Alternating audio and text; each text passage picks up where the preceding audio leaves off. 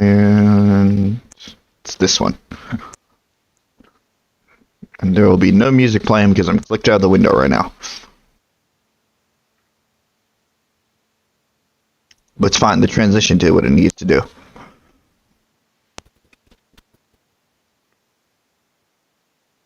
I'd love white text on white background. Oh yeah.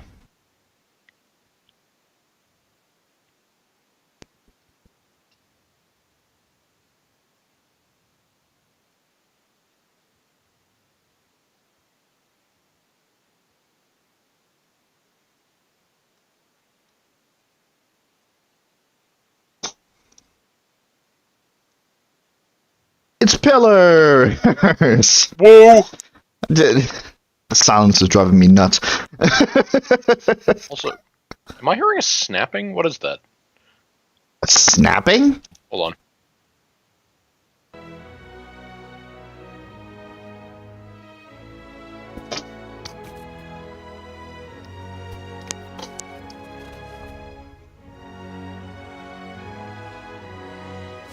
Trying to figure out. I think I need to bring it up on something else. Wait, you're hearing it snapping on the stream? It might be on the stream. As well as I can hear it. Okay, that's not a good sign. I don't know.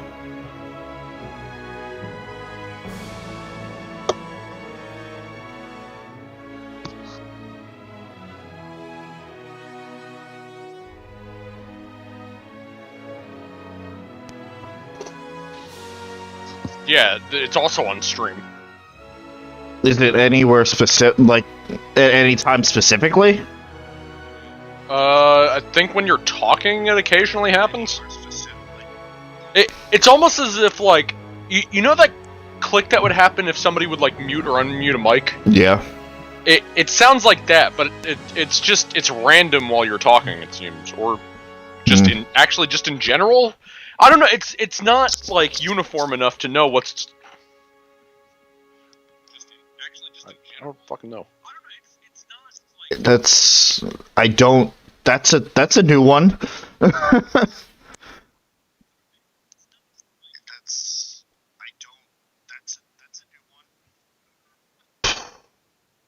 Yeah, it's also on stream.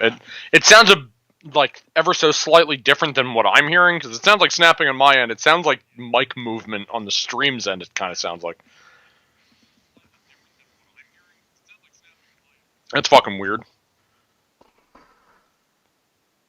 And that didn't seem to start until you started streaming. Because I don't think I heard that at all before you started streaming. Woo! More audio shit! I wonder if OBS is having an issue. It's fucking with my computer. Because in addition to everything, I didn't use my computer today until I started setting up for the stream. It's been shut off all day. So, it is definitely not a computer. I didn't hear it before you started streaming. Which kind of leads me to believe it's an OBS issue. Okay.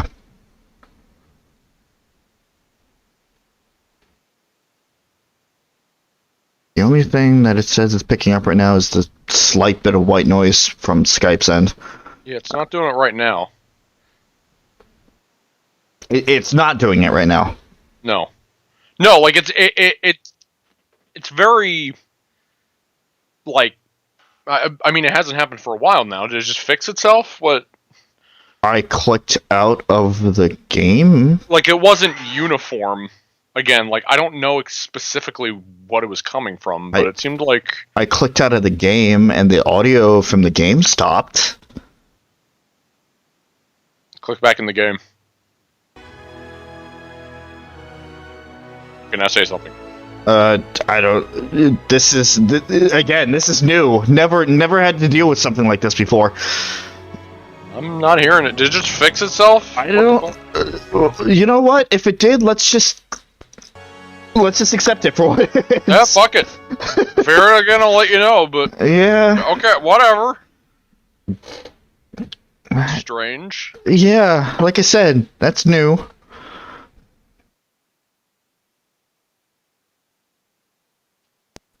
And again, I haven't There was one.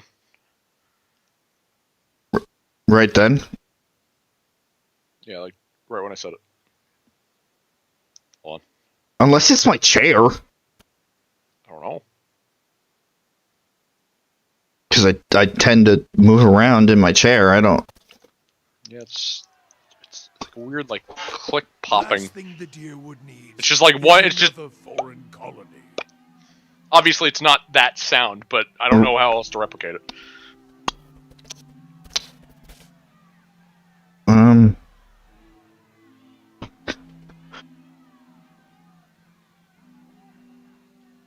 I don't know.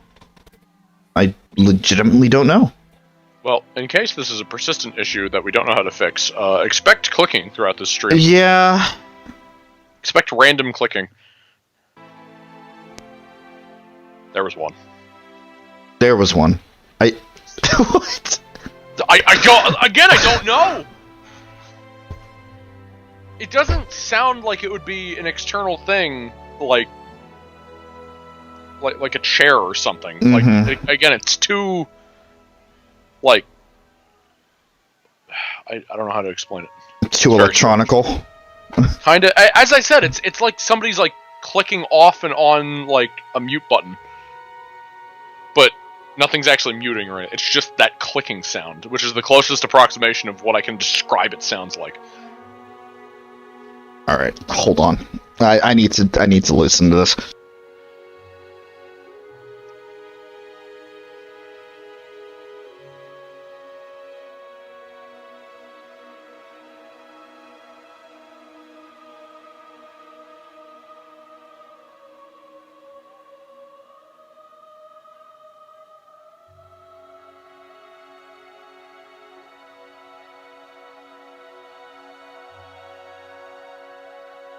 Oh, hi, Suzie.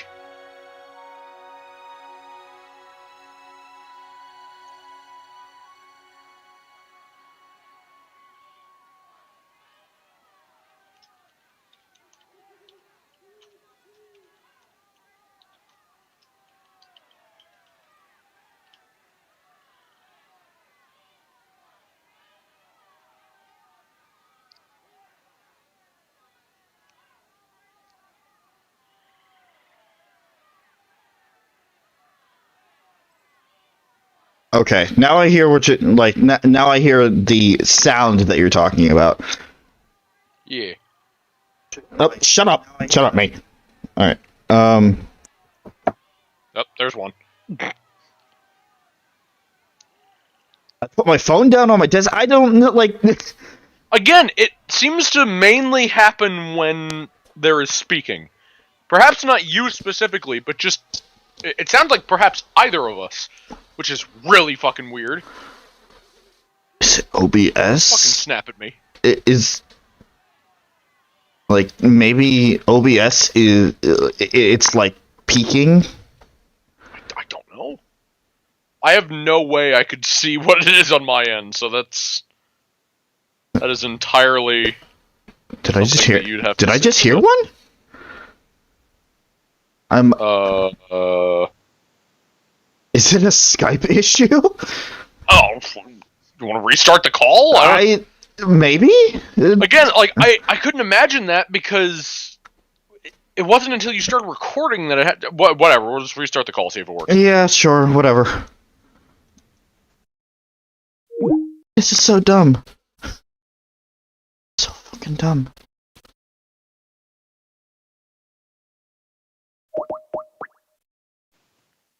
All right. I don't know. I don't fucking know, man. It's just weird. Also, yes, hi, Suzie. Sorry, I was occupied.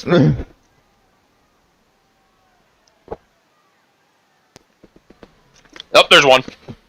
Okay. I don't know if you had the volume up at all, Suzie, but or like very high. That is obviously you have the volume up, but perhaps it would be easier to spot it from an outside influence. Mm.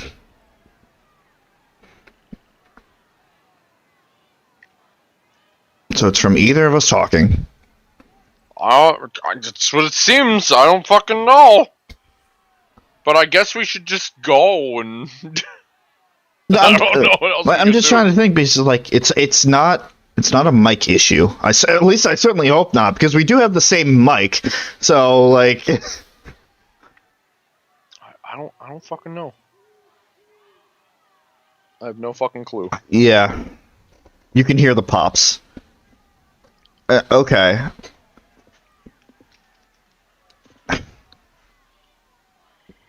I don't know. I don't know, and I don't have the brain power for it. Yeah, fuck it. So what are we doing this stream? I forgot. We were gonna start off by going to Raedric's hold. Ah, yes.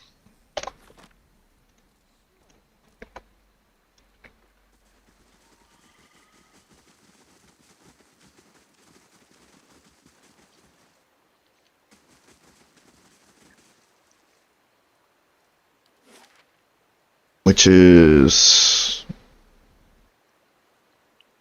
It's off of Gilded Vale.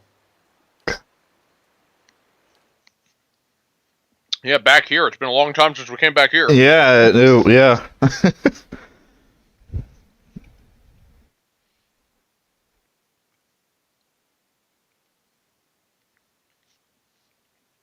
Feels I can weird. kind of understand that, Suzie. Yeah.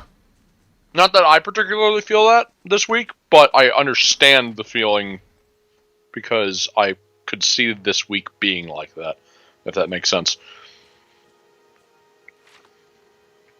But that's mainly from my perspective, so I don't fucking... Perhaps I'm just speaking bullshit like normal.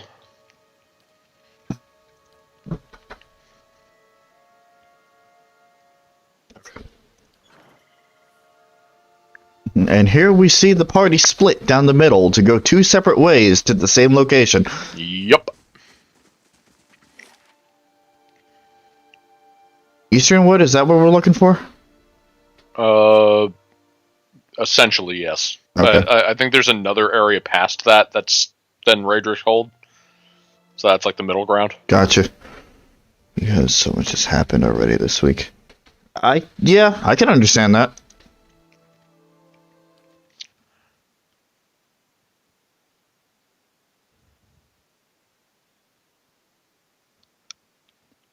Just glad I don't have to work tomorrow, so I'm probably just going to spend the whole day doing fucking Code Vein. Because I've got back into that. By the way, that reminds me, there's something I want to bring up to you about that Okay. afterwards. Alright. Which I was going to bring up before the stream, but I completely forgot until now. Alright. Well, getting sidetracked is the name of the game. Oh, yeah.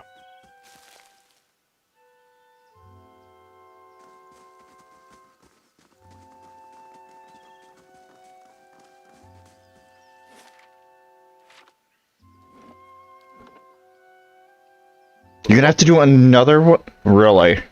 Oh, yeah.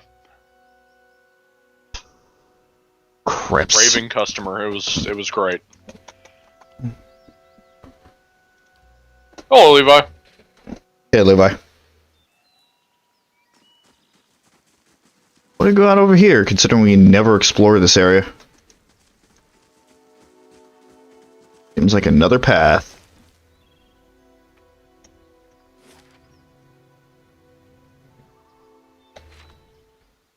Congratulations, you found a rock. Alright. Just use that to ride to your destination. What? Oh no, a wicked. Oh man. And I see another red circle up the okay, it's two okay. Oh, alright. Okay. Man, it's almost like this is an area from the beginning of the game. Yeah, maybe. Are we back on easy mode? I don't think so. No. I mean, yes. Fuck. Yeah. I'm getting my difficulties confused between this and Strikers.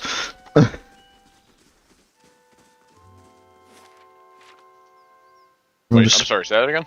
I'm getting my difficulties confused between this game and Strikers.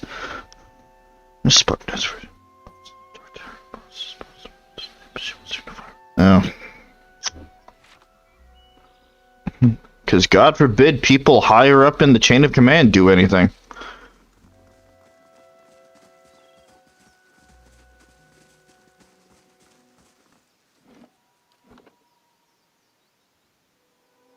That would be ridiculous.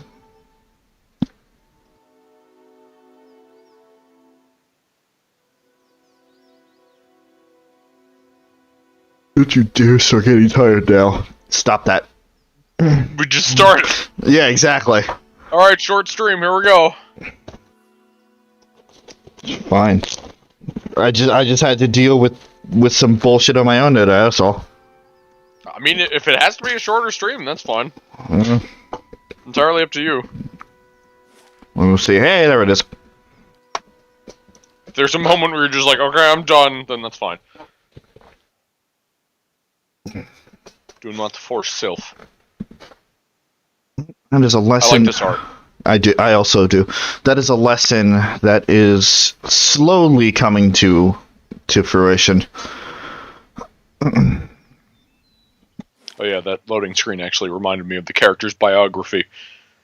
Oh. About how that updates all the time. Remember that? Oh yeah. Like the story of what happened. Oh yeah. We haven't looked at in a while. Where did we even leave off? Because I don't know if we looked at this throughout the entirety of the White March DLC. Oh, because you told the customer you couldn't sell him something because of did you get okay. It's been a while. Lady Webb, no. Chill.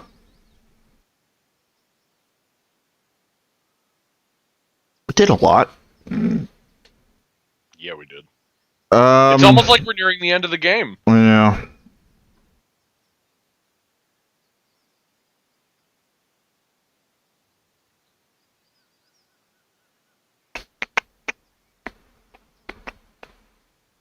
I don't know where we left off. I legitimately don't. Yeah, I don't. I don't remember either. We'll just.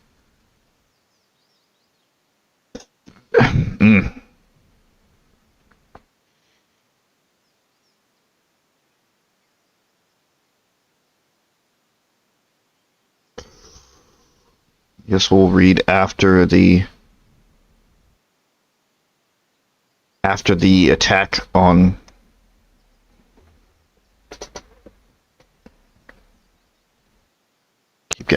I keep getting distracted tonight. Aloth confessed to being a member of the Leaden Key, but claimed that after learning the crimes the organization had perpetuated throughout the Deerwood, he wanted to help you stop them. You agreed to let him continue with you for now. You reached Stalwart, only to find it under attack and half destroyed by a mob of ogres. You helped the townsfolk defeat them, but the damage was already severe. Renengild, the mayor of Stalwart, told you about Durgan's Battery, an ancient dwarven fortress, and the town's attempts to reach a powerful forge within it. In Stalwart, you met Meneha, the Ondrite gift-bearer. She explained that she was searching for the Abbey of the Fallen Moon, where she was bound to deposit tokens of the faithful. While in Stalwart, you met Zawa, a monk from Ishamiddle, and invited him to travel with you. I'm surprised that didn't have, the fact that he was at the bottom of a fish barrel. Drugged out of his mind. Well, he's all drugged out of his mind. Sure. You found the ogre matron Berrigan and reached a truce with her, despite killing all of her clan. She promised that her clan would not It's fine. would not harm you or Stalwart. You met Galvino, the dick, an eccentric and cantankerous old inventor living near Durgan's Battery. He told you about the tradition of Cantex among the Pargrunan dwarves and introduced you to the Devil Carrack, a construct he built. The Devil Carrack, a sentient construct with the soul of a murderer, asked to join you, and you agreed, because why not? You learned how to open the gates of Durgan's Battery and became the first person in 2 centuries to enter the old fortress. At the bottom of Durgan's Battery, you found the White Forge, which the Pargruna and dwarves used to bind themselves into the fortress. Fuck that. Fuck that fight. After speaking with the battery's commandants, you release the souls of the dwarves back to the wheel, where they can rejoin the cycle of life and death, which will come into play later. After you. All right, okay, Orchestra. No need to be so fucking dramatic. After you're very sporadic. After your adventures at Durgan's Battery, you dreamed of an army that descended from the mountains and hunted you to your keep. You realized that something in the White March would destroy you if left unchecked. I'll take a little bit of a break here to catch up on comments. You broke down and bought the DLC for Phoenix Rising. See, I'm worse than you because I bought the entire thing from the get-go. So I sunk $100 into a game that I sporadically play right now. Good job, me. You threatened physical harm to your boss and said that he would just steal it. Fucking Jesus! Oh yeah, he was nuts. Another shopper was actively looking for items I'm not allowed to sell. Walked out of the store with the product, then went through self-checkout to buy the illegal items.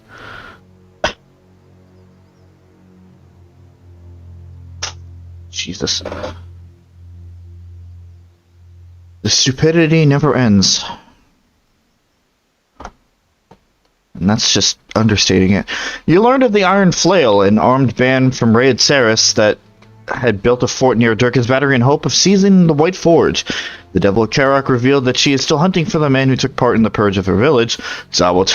Gee, I wonder when we did the character quest for this area. Zawa told you about his training as a warrior and about his master, who held back the final part of Zawa's instruction. After finding Harmkey, the man the Devil of Karak had sought, you read into his soul and explained that he was responsible for the destruction of the Devil's home in the Cold Morn. She took revenge on him, even though you tried to stop her. You learned that Maneha carried a terrible burden, a memory of her crimes in the past life. She confided that this was what she truly intended to leave behind at the Abbey. At the Iron Flail's fort, you encountered a mysterious Andrite. She killed herself before you could speak with her, but in her departing soul you saw the Abbey of the Fallen Moon, the key to stop the army of the Eyeless. You reached the Abbey of the Fallen Moon and discovered Abaddon's ancient corpse. You learned that he had sacrificed himself to save Aora's civilizations from a fragment of the moon, which Andra had pulled from the sky. You are also the Tiebringer. With your help, Mene have found the salt well at the Abbey of the Fallen Moon, yet you convinced her to hold on to this memory and live with her past.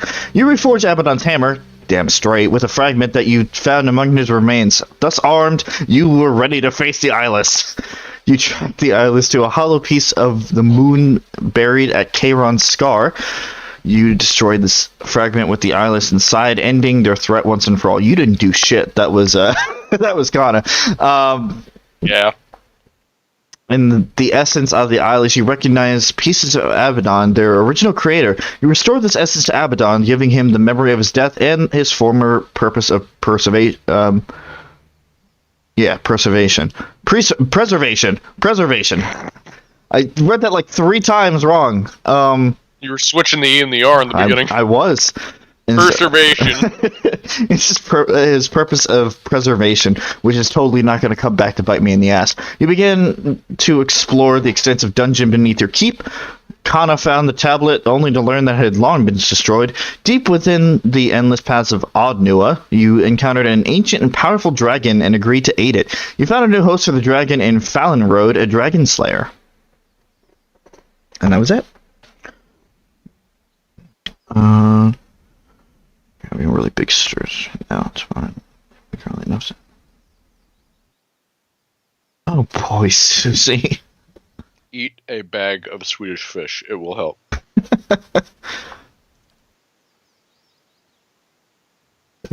I want a bag of Swedish fish right now. Stop that.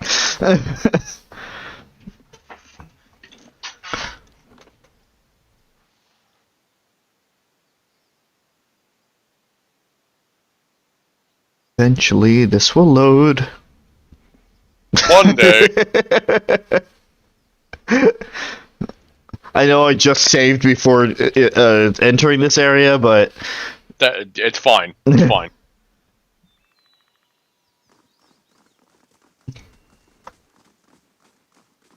Alright. An impressive keep, but I doubt we'll be welcome inside. As the guard stops us. You had mac and cheese and Milky Way for dinner. Alright. Nice. I want a Milky Way right now. The guard fixes a glower on you. You have no business here. Lord Raedric is not permitting any visitors, merchants, or traveling entertainers. Best turn right around. I'm here to see Raedric. Step aside. Are you hard of hearing? You've got one more chance to turn around. The guards inside won't be half as gentle.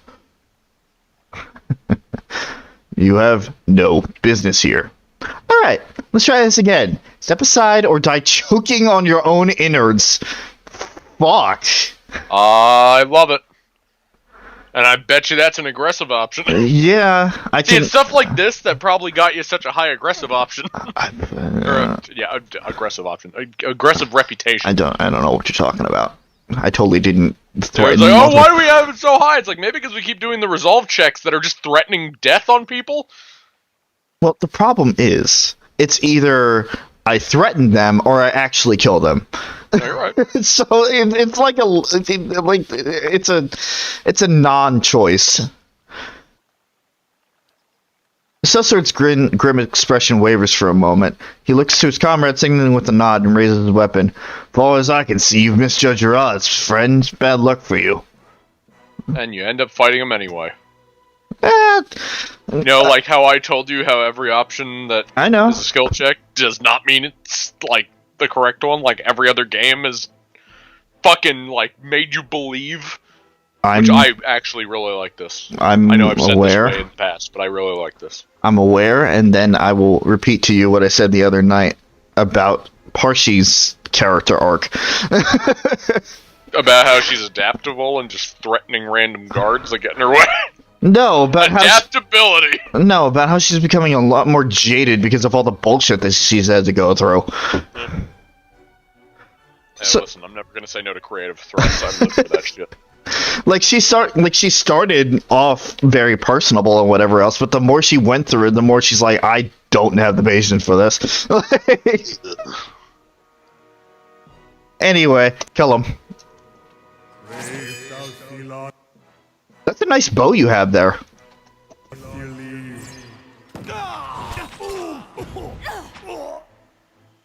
You really misjudged your situation there, buddy. It's us 2 against you 6. You've misjudged your odds.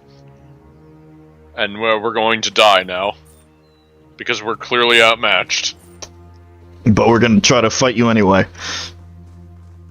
Hello, travelers in full enchanted armor with various weapons that have just the elements emanating off of them. We too can take them out! Sure you can. You just walk through the front gate. I'm the Tidebringer! How come this only worked so well once? Like, it needs to work well more.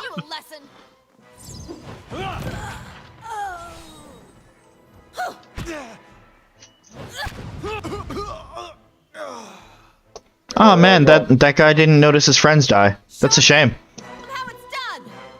A piece of them almost actually made it that far, so I'm surprised about that. That's a really weird severed lung that's flying at me right now. Huh. Neat. Wonder how Terry's doing. I should probably talk to him after my shift is over. Well, it's over. I'm gonna just walk through the front door, just slapping people apart on the way in. Yes, well, if there was an option, anything like the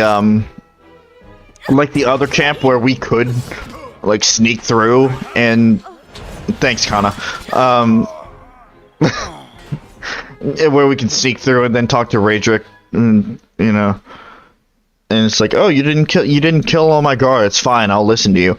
That probably wouldn't happen anyway because this is not a sneaky group. I'm gonna tell you that for a fact. We are You're not. wearing bright cyan clothing. Like, of course you're not a sneaky group. Oh shit! They're from Austin. Yeah, why can't we try that? Yeah, we're from Austin. The Tidebringer who's from Austin.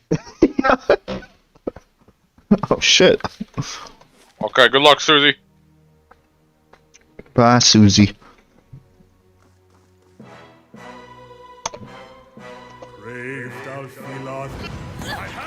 I have them. I have them. What happened to that guy? Kinda has him. He disappeared in a puff of smoke. Oh, he got teleported. Oh. Or something like that. He just moved in between you and Adair. I just looked over on the stream and saw that. Well then. He teleported a foot to the right, essentially. I don't know what that accomplished. Oh man. But at first it looked really funny when he just went. Yeah. Oh man, what am I gonna do? There's a locked door in front of me. There's the whole thing where you could just ignore the front guards and go around and find a cliff and like climb up the damn place but no, fuck it, we're just gonna walk through the front. Was there actually an option like that? Oh yeah. All right, well, too bad. Go around. There's a place you can sneak in. Oh well. From This calls for a subtle touch. No, but fuck it. Again, this is like, Act 1 mission. Yeah. We're in Act 3. Like, it's a nice place you guys have here. it's mine now. I have it. I have it. I bought it. I'm gonna do like I did with my other keep, and I'm just gonna walk in and say I own it now. After killing everything that's inside. I do. I can't wait for some other noble to come over here like, no, this is mine actually. That's a shame. Then you punch him in the face. Yeah. Again. No, I do want to make it clear. This is not Parshi trying to be a chaotic character. It's just. This calls for a subtle touch. No, totally not.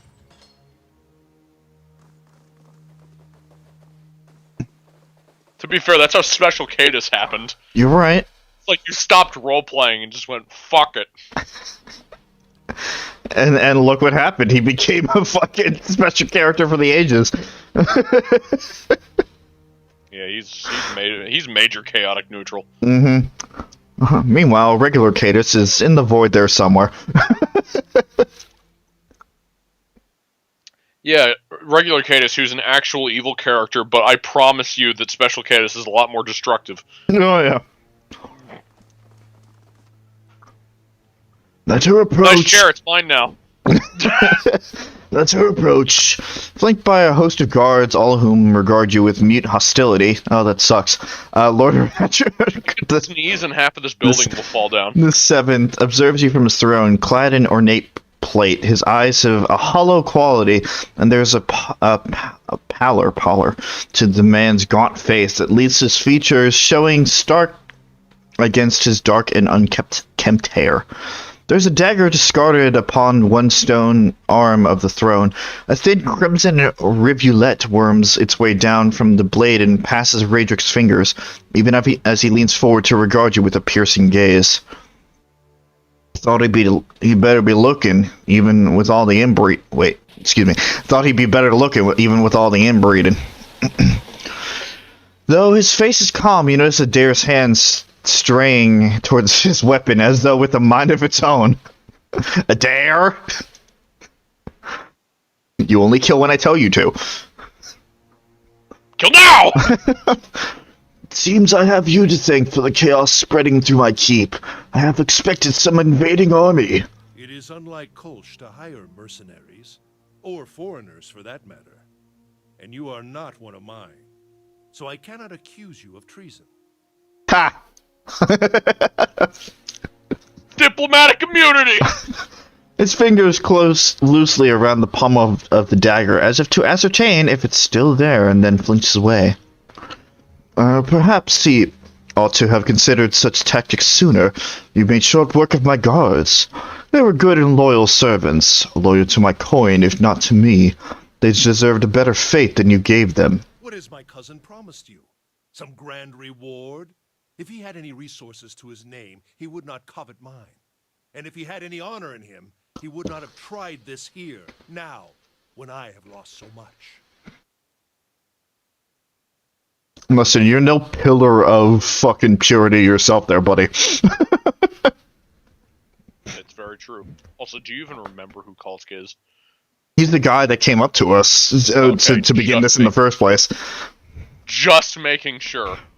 I got it. Oh my god. Good Avail has suffered under your rule. It deserves a better leader. Kolsk is your cousin? Oh yes, we are kin, he and I. He was raised within these walls, in fact, privy to all the privileges our family had to offer. But a greedy man always hungers after more than he receives, however bountiful. I was eldest, heir to the stewardship of our lands, and he was not. Okay. The legacy brought chaos with it, panic and despair. Kolsk took advantage of that chaos, creating diversions in our ranks, luring loyal men and women to his cause.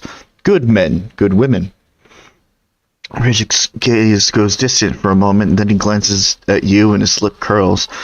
He fled the keep in time to hole up in the wilds beyond the village, to play at being a commoner and court favor with the people. And while he plays at conqueror, the Vale suffers, families, traders, and all. I do not have enough men to guard the roads and defend us from Kolsk's incursions both. My attention suffers, and so my governance, my family. Nor can I make the effort necessary to bring about an end to this curse if we are beset at all hours by his traitorous plots. What have you lost? Much. There is a plague among us here in Gilded Vale. The legacy is but part of it. The rest is fear, heresy, perversion. Each incident alone is but the flicker of a candle, but together, a blaze that will destroy us. Legacy makes men mad. Perhaps it does worse to women. I do not know. His gaze flicks towards you, searching, then turns away. They cling to hollow promises, to dark and terrible things. Each lie permitted feeds the fire. Every whisper from preening charlatans and venom-tongued midwives. The words of false prophets, the promises of dead gods. The flame consumed her, my Ygritte, and our child with it. What happened? A just sentence. Raedric turns his head slightly to regard the dagger. There is a sudden careful stillness in his expression. Then his voice wavers, and in that moment a pang of grief crosses his face. Ygritte knew. She hid the verses from me, the tokens. She knew what I would make of them. The scattered god poisoned her against me, made her deaf to my instruction. Only when our son was born, that hollow thing, that monster, then we both knew what her crimes had wrought. Raedric turns a baleful look upon you, jaw working, his face flushed and splotchy with emotion. It could not stand. He brings up a hand suddenly towards his temple, obscuring his face. What does Kolsk know of sacrifice? He would indulge himself. Let us succumb one by one and suffer barest punishment, until the final soul goes to its keeping, never to return, and Gilded Vale is but a barren land. You've murdered your own kin? I carried out the sentence. Would you have given Would you have me give her to an executioner?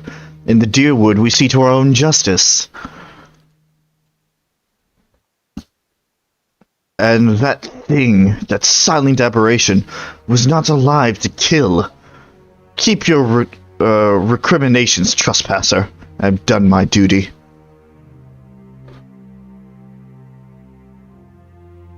Oh boy.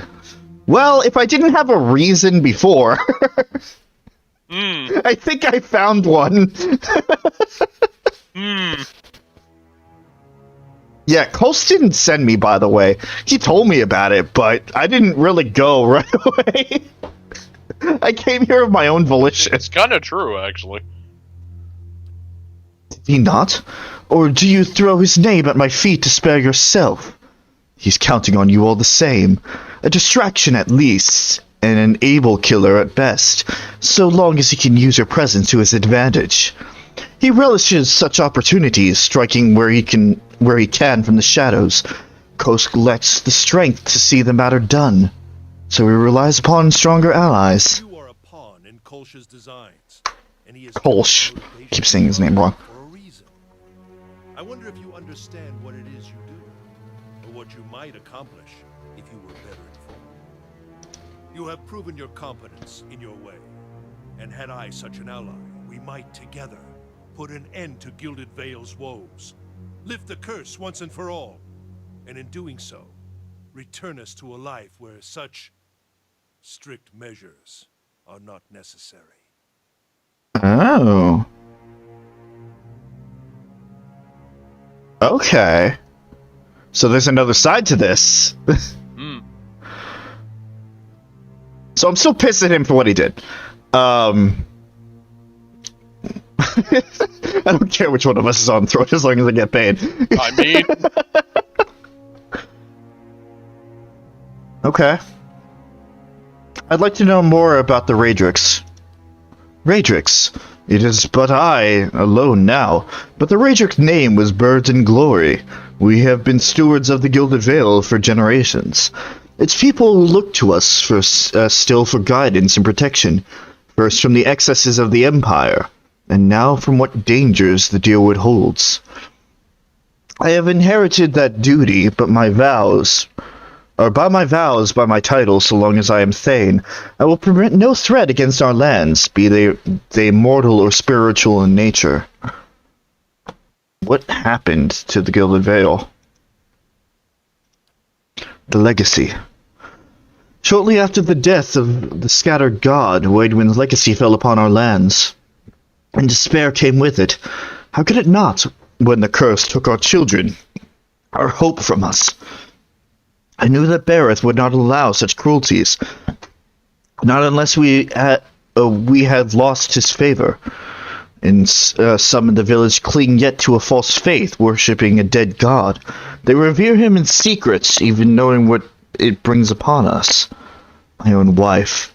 She continued her heresies against my wishes, and when our child was born, we saw that no sin remains unrevealed. No man is free from Bareth's judgments, no woman.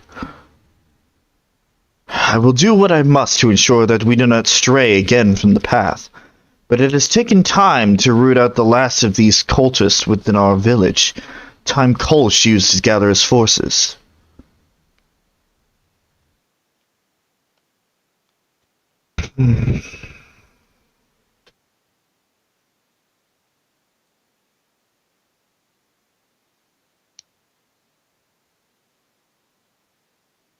I thought this was going to be cut and dry. Clearly, I was wrong. I understand where he's coming from, in a sense. You know, as a ruler, you have to make very tough decisions for the overall best of your people.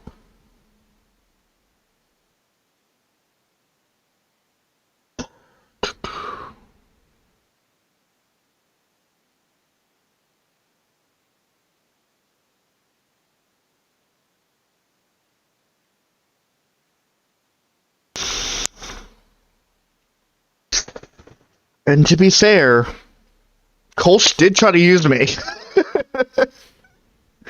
did try to use me in the end. I don't know. Like I don't feel a strong need to help either of them. I feel like both of them could just rot for all I care.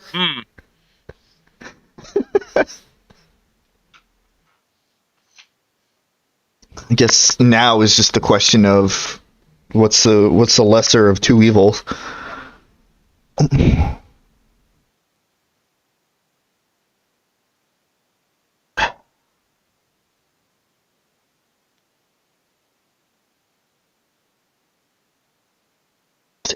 It's tough, and I honestly feel like no matter which way I go, I'm not going to be satisfied with the result. I feel like it's a lose-lose situation, personally, in this case.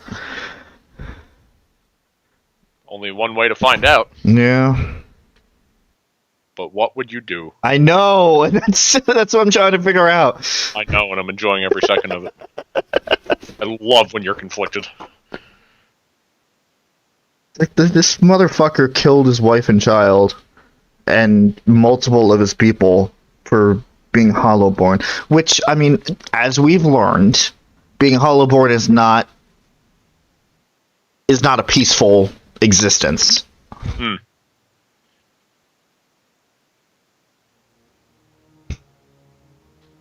I guess in some lights it could be seen as merciful, like a mercy kill.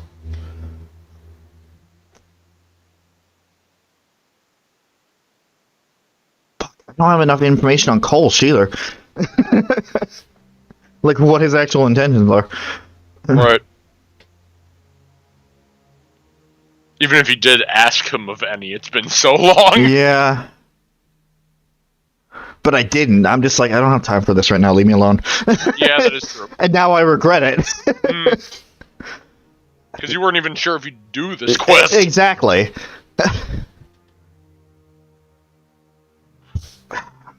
Fine. What did you have in mind? Good. The stakes are too high for rash action. Be assured Defiance Bay will hear of your assistance to me. I don't care about reputation. You are in a position to put a swift end to this rebellion. I have wasted too many resources on Kolsch and paid the cost for it. Kill him, and I can refocus my attentions upon this blight. Between the priest and my animancer, we can determine a cure. My family will be the last to suffer from this legacy. I don't know. I think it's nice that someone's there to distract him from killing the rest of my town, even if they're not the best neighbors these days. He has doubtless attempted to ply you with lies, hoping to pull you to his side. He will permit you to approach so that he might work upon you further, and then you will have the opportunity.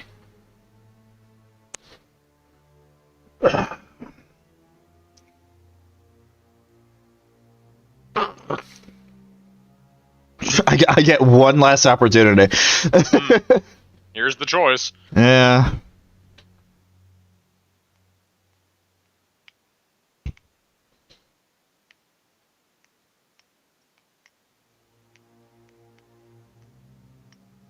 Oh, I don't know. And the problem is, I don't know if he's going to keep to his word either. Even if we do keep through this, it's like, okay, you killed him. Now go. Now time for me to go back to killing everyone. Oh boy, here I go killing again. My favorite. So like, there's so many variables that are not accounted for. Oh.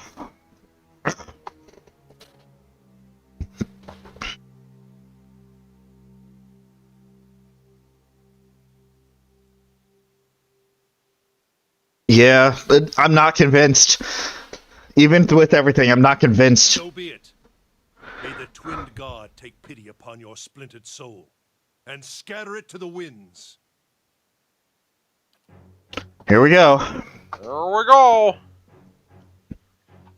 Like I said, it's very much a lose-lose situation. Even if this is like, Act 1 mission. I'm not taking any chances. It's fine, just go up to Calls. It's like, I don't like you either, stab! If I could. I swear to God, if I could. This is my place now, I own it! It's mine. I have it!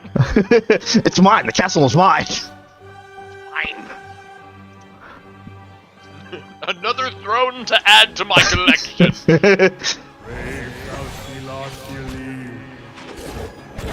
By the way, Raedric, you... Well... There we go. There we go. There you go. Now there you go.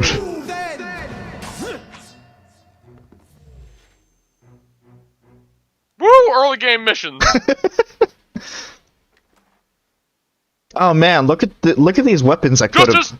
Just look at all the stuff that could have been useful at some point.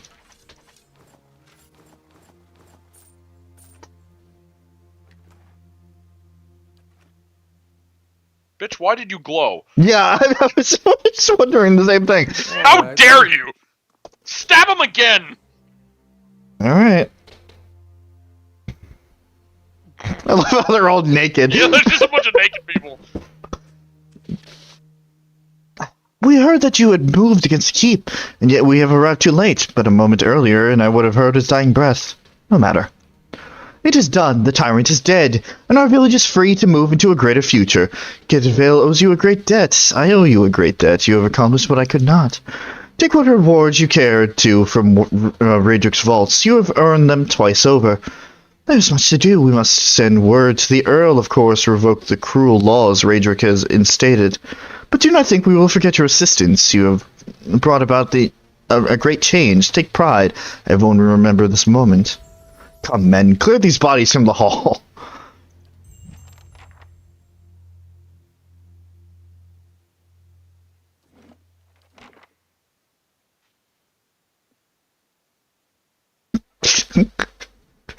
Good scroll.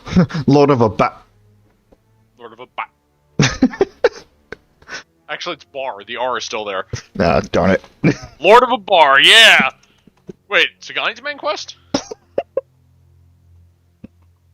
Lord of a bar.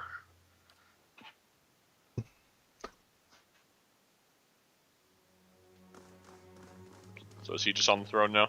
Is he? Yes, he is. And what do we have here? Tell me it's the dagger. Oh my god. Please tell me it's the dagger. It might be. But, where's the thing? There it is. Alright, here we go!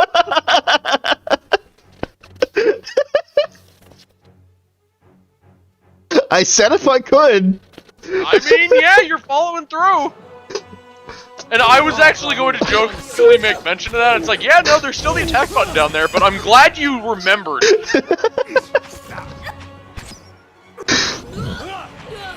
This bitch is mine now!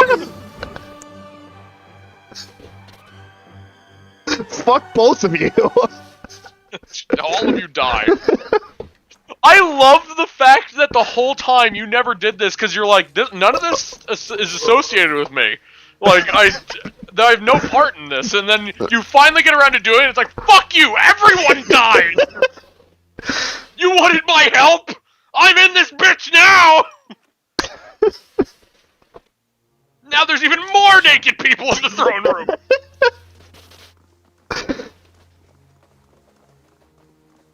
Alright, now let's explore the castle. Alright. I heard there was a vault around here? Yeah, dude, some wealth. I don't need it per se, but... How much did you... Oh, wait, no. Right. He's dead. Fuck, I don't know where the vault is. I'm so glad they let you kill him as well. Hey, he can attack anyone! It's kind of amazing, actually. Alright, let's see what we got here. Vault? Hello? Oh. Hello? Oh. Oh, we found the wife. There's something you don't see every day. Oh, yeah.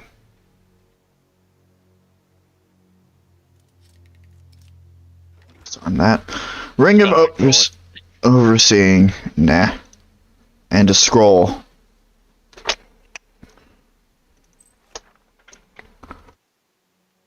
Alright. I'll just leave you to your bleeding. Alright, what do we got in here? I see where you're Not going my with that. finest moment, but I don't regret it. What's that? Hey, it's a decision. It is. A creative one at that. Again, it's so rare that I see, like, the actual just go ahead and attack someone thing be used. Right. So I love it. Like I said, I didn't trust either of them. So... Parshey's real jaded now. Alright, it's in my quest log. Alright, I'll go do the quest. Everyone involved dies. But I at least waited until I got the experience and money reward from it. Oh yeah. And then I killed him. I don't even need this money! I don't. That's the funniest thing. I don't need it.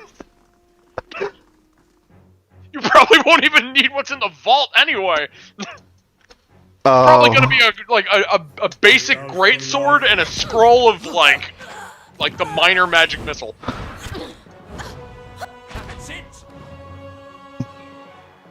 Yeah, these guards, yeah, you've been retired.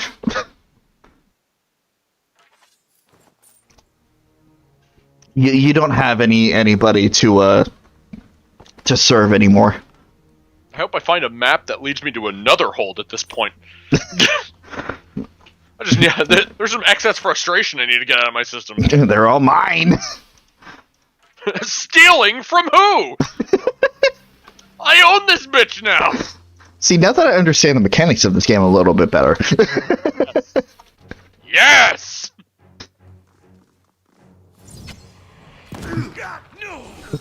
No! You didn't even get to him. No. The melee attackers didn't even make it in time. No, I think Connor just shot him. Yeah.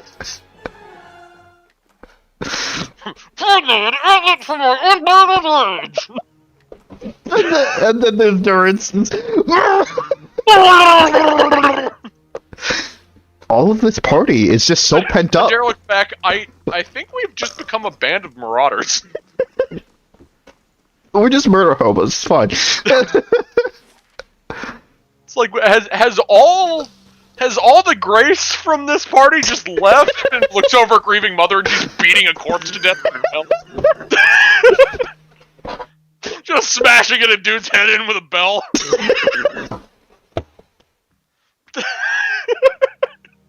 You just hear the ring every time there's an impact. Fuck, man. Oh, God. You look over at fucking like Aloth, he's just screaming in Scottish. Or no, it was Irish. He was screaming in Irish. Yeah. Yeah, I think it has.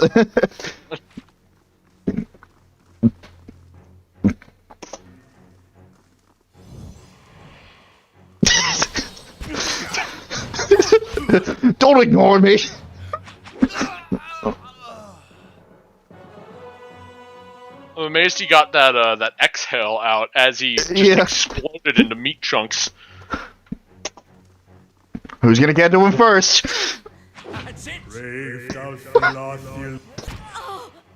The Parshi just Yes. ran all the way around him. Yeah. Didn't even hit him. That's fine.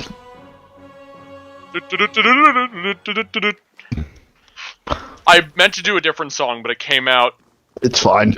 Mystery Dungeon. It's fine. We'll get back to that eventually. It's not even what I meant to do. Well, I was sleeping. What? I meant to do a circus song, but it just came out as Mystery Dungeon. No. What'd I wake I don't up even to? remember the song I was trying to sing because it got pushed out because of that Mystery Dungeon song.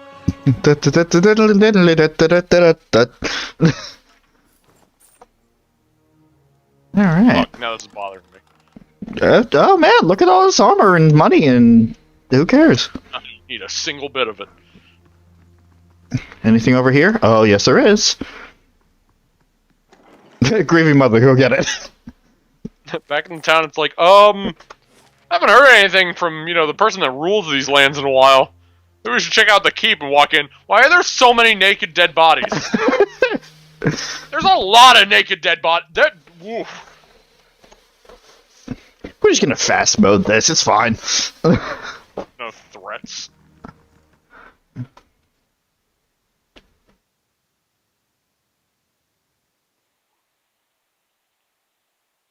This bitch is mine now.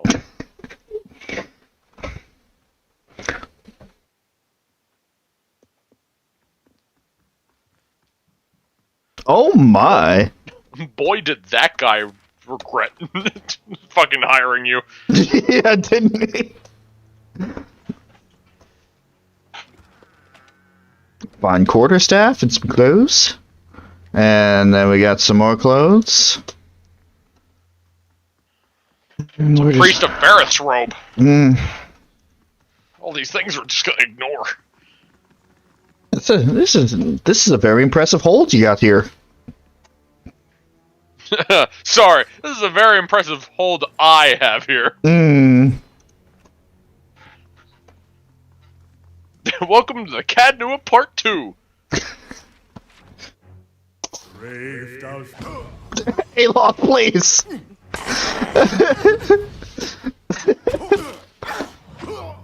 Again, screams in Irish. Yeah. This is not how I imagined this adventure turning out. I'm gonna be honest. Oh, I'm enjoying every second of it. But of course I am, because my alignment is showing. Just kill them all! Not all of them. So far, it's been all of them. I mean, in this All of them castle, in this building. in this building, yes. These are just priests. We're just killing priests now.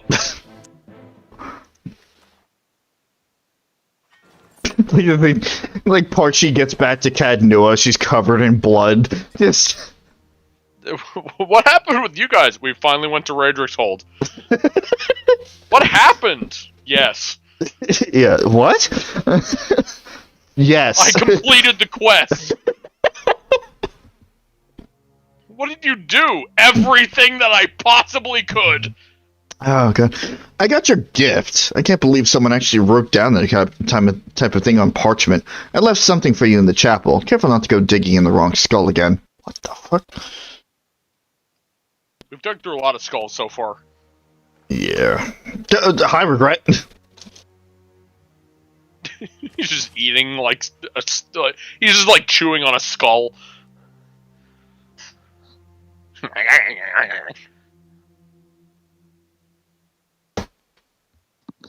Read this. But I'll take it anyway.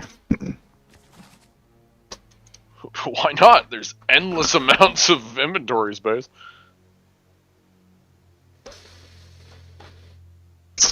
How fitting that we know the god of cycles, doorways, mortality, and inevitability as Bareth, while the Valians know this very same god is as Serono. For if nothing else, Bareth teaches us that duality exists in all things. There is life and death and life. Embrace this duality, and you honor Bareth.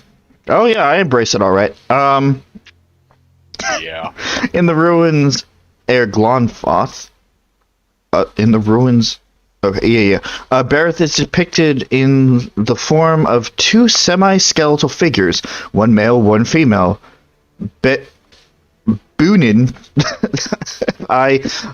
Anku, and Anku I Bunin, literally life and death and life in the Glonfothan language.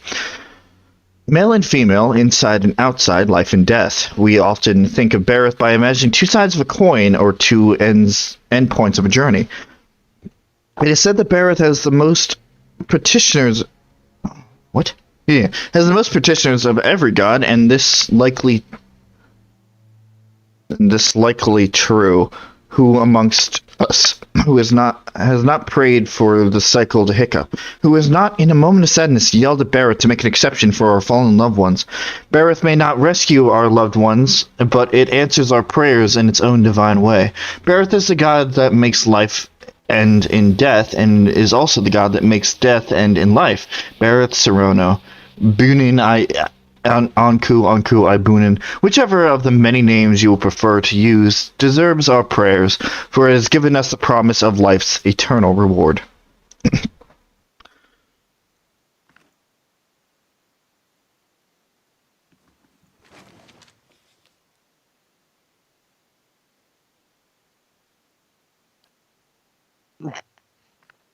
We read that one.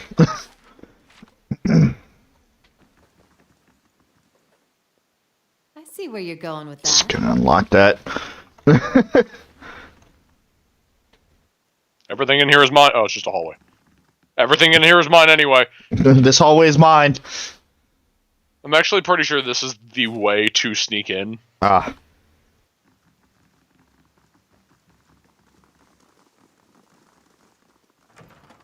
Go through the chapel. I see. What?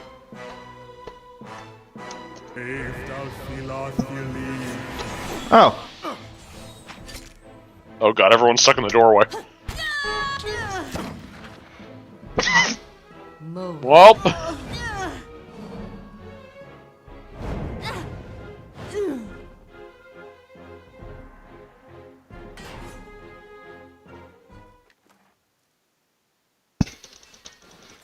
Again, you just spit on them and they explode.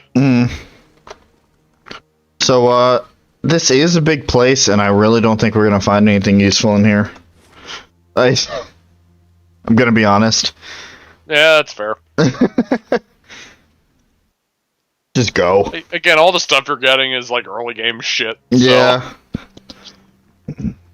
What, are you gonna find more stuff to sell? Yeah, all that money you totally need.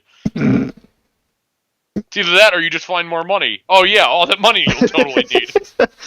If I'm really hurting for money, which is not going to happen at this point, but if I'm really hurting for money, then maybe I'll just come back and pick up a few things here. It's like, what else would you need besides camping supplies? All your equipment is buffed to shit.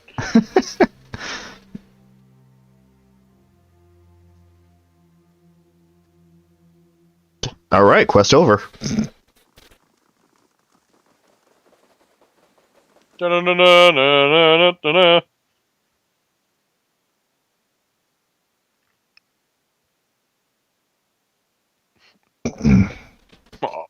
Are we the good guys? we're in the Yeah, middle. don't worry about it. By the way, you have a tongue on your shoulder. Ooh. Alright. Good shit. Alright. We're done with Raedric's Hold. We finally beat this quest. Yeah, we did it.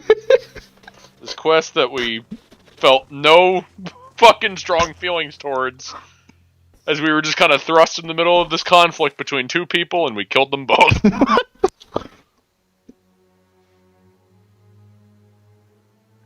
Alright.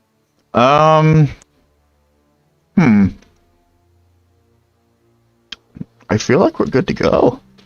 I feel like we're just about there. Snapping's back. God damn it. But it wasn't there for a while. Not that I noticed, at least. God damn it. But it just snapped like 3 or 4 times in a row there. Huh. Came back in force. Wait, what? Did we miss our cue? Damn it. Fuck. This place, Uh, as beautiful as it can be with the absence of children. There we go. Okay. I had to wet my fingers. What? I had to wet. Okay. Oh. Didn't even notice. Kana got a level up. Oh, what did you learn from this, Kana? I don't know, I feel a lot better now. What's the cap? What's the level cap? 16. Got one more. Okay. We'll wait. Fair enough.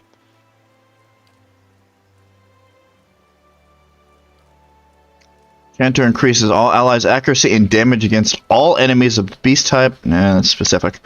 It If all allies receive more endurance from... Yes! Yes! Kana, you just skyrocketed in usefulness with that. Yes? Yes! Yes. Yes. No, don't talk to him! God, we're talking to me? No, shut up! Okay. Which one was that? Mercy and kindness shall follow. There we go. Just slap it onto the end of it. I don't think Connor's gonna have the breath for it. He's just chanting a bunch of random bullshit. But it works. You know, like, we could do this, like, strategically or something. No, just go down the list. Okay.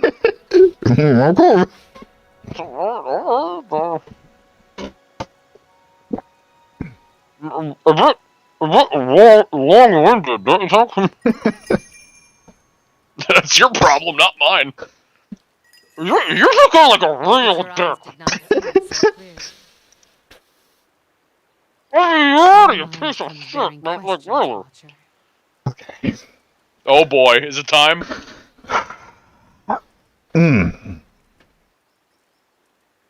Yeah, it's time. Oh boy, it's time. Let me get a pen and paper. It's a good thing I have all this paper from our campaign. That's true.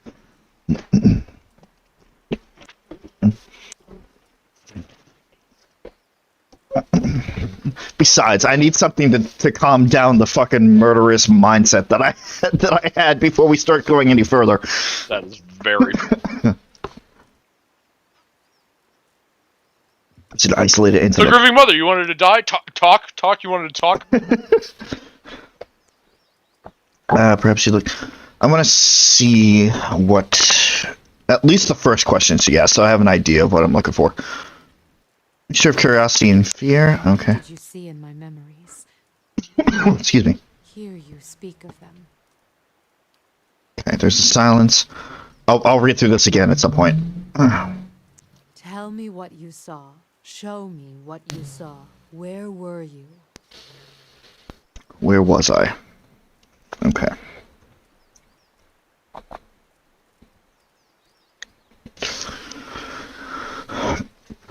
Decipher things again.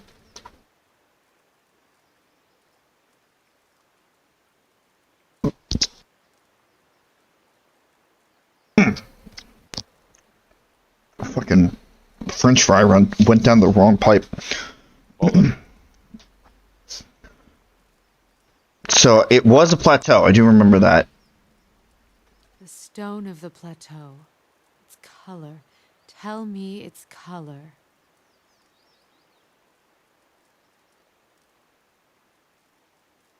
Yeah, you didn't actually pay attention to the thing again. What?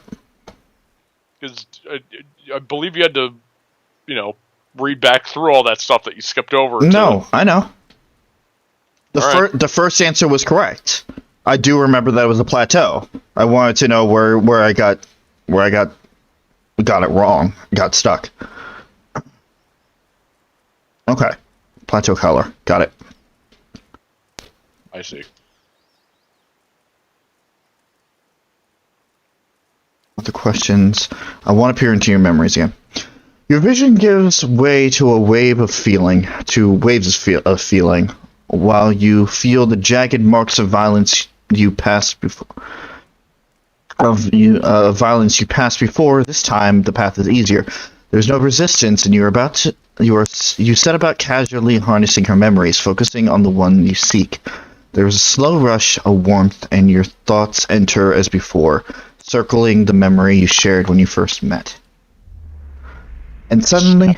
is back in force.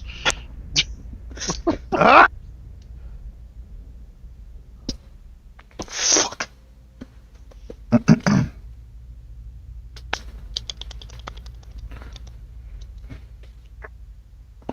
And suddenly, you were calm. You were on a plateau, almost the height of a tower several stories high. What? The plateau is like a table lying beneath the clear sky. And beneath the plateau, surrounding it in all directions, a forest hazy with mist. Although whether it is actual mist or distance or a recollection. Resting in the curve of a natural arch above you is a great copper bell, half again the size of a man, hanging at attention, as if looking down on you and the event unfolding before you. Plateau. There's no color to the plateau. The plateau has soaked in the sun, and the rock beneath you is rough and warm. The sky forms a cradle around you. You feel different, not disembodied, but you feel your body, your physical contours have changed along with the surroundings. And you hear a soft series of chimes, like wind chimes. At the sound, the scene gains color and texture, as if the sound is beckoning you gently forth, filling your senses and thoughts like mist roiling softly into a still chamber, and the chime coaxes you deeper into the memory, and you're certain it is a memory, a warm one. You are on the stone of the plateau, your knees on the warm texture of the ground, silver, white, shimmering like Audra?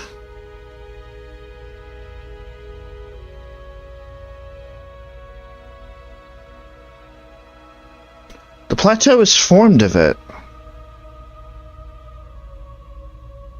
Sure. Glistening in the sun. You can feel the heat on your skin, your wrists, and your hands. Your hands are in motion, weaving, not thread, but gathering, tenderly moving along the first movements of Barrett's wheel.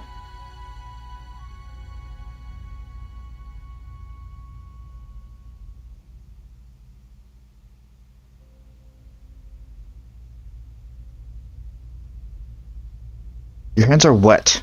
Your hands are upon the flesh of a newborn child, and you can feel the crowning of a tiny head turning in your grip, its head slick, wet from the womb. The hands you are wearing and inhabiting have done this many times, and they are practiced and confident. You can feel distant pains in your own head. As the head emerges, a stream of fluid from the womb helping the newborn slide forth, and a woman's labored breath crying out. Crap, that's not really game.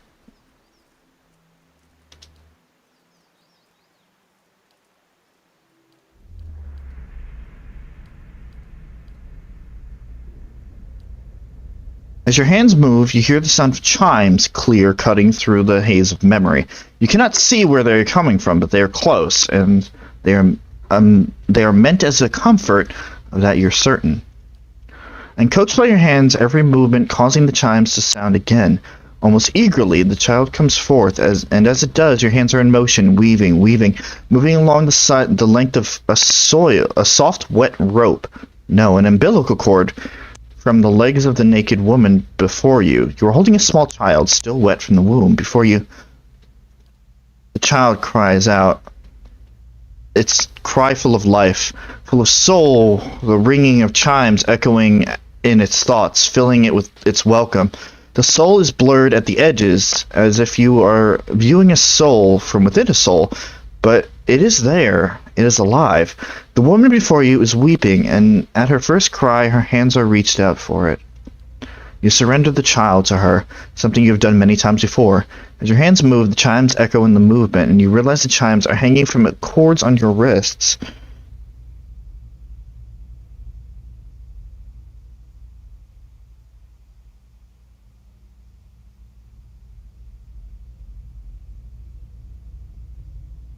And where once they echoed in the memory, they are now echoing in the child's mind as well. The chimes are intended to welcome the child, to be its first gentle greeting into the world. A soothing sound guided by the tender motions of your wrists. You are helping to weave its thoughts, its perceptions, and the experience. The woman laughs with ragged joy, laughing from a parched throat. Her emotions seem soothed, but the physical demands of labor have left her exhausted. But the child is here, the child is safe, and all atop the plateau is peaceful, calm, distant, flattening out as the memory persists. A mixture of curiosity and fear wells up between you. She raises her left hand, the chiming at her wrist quelling the rise within her. She's frightened, but curiosity anchors her. And what did you see in my memories? I would hear you speak of them. Okay. I want to talk about the birth memory again, help you recall it. There's silence, and as your breath falls still, you hear the faint cry of a child in the distance. A newborn child, almost exactly like what you heard in the dream. As you listen, the grieving mother raises both her hands as if weaving, her wrist chiming as she does so, in a semblance of the gentle turning she provided with while the newborn was crowning. To your surprise, you recognize the motions and the words from the memory, even as they are new to you. As she weaves her hands through the air in front of her, the child's cries grow still, yet the sound of the chimes weaves almost hypnotically into your thoughts. The sky seems sharp and clear, and you feel as if you are towering over your surroundings, as if kneeling atop a great pillar, just as she did in the memory. To your surprise, the grieving mother falls as if her strings were cut, and her knees crack hard against the ground. Her hands never cease moving in the air, the chimes echoing her movements. In a ragged voice, you hear her speak. The voice is that of a much older woman than the one before you, harsh, almost desperate. Tell me what you saw. Show me what you saw. Where were you? It was in the middle of a forest, atop a great plateau. The sky was clear, mist blanketing the trees.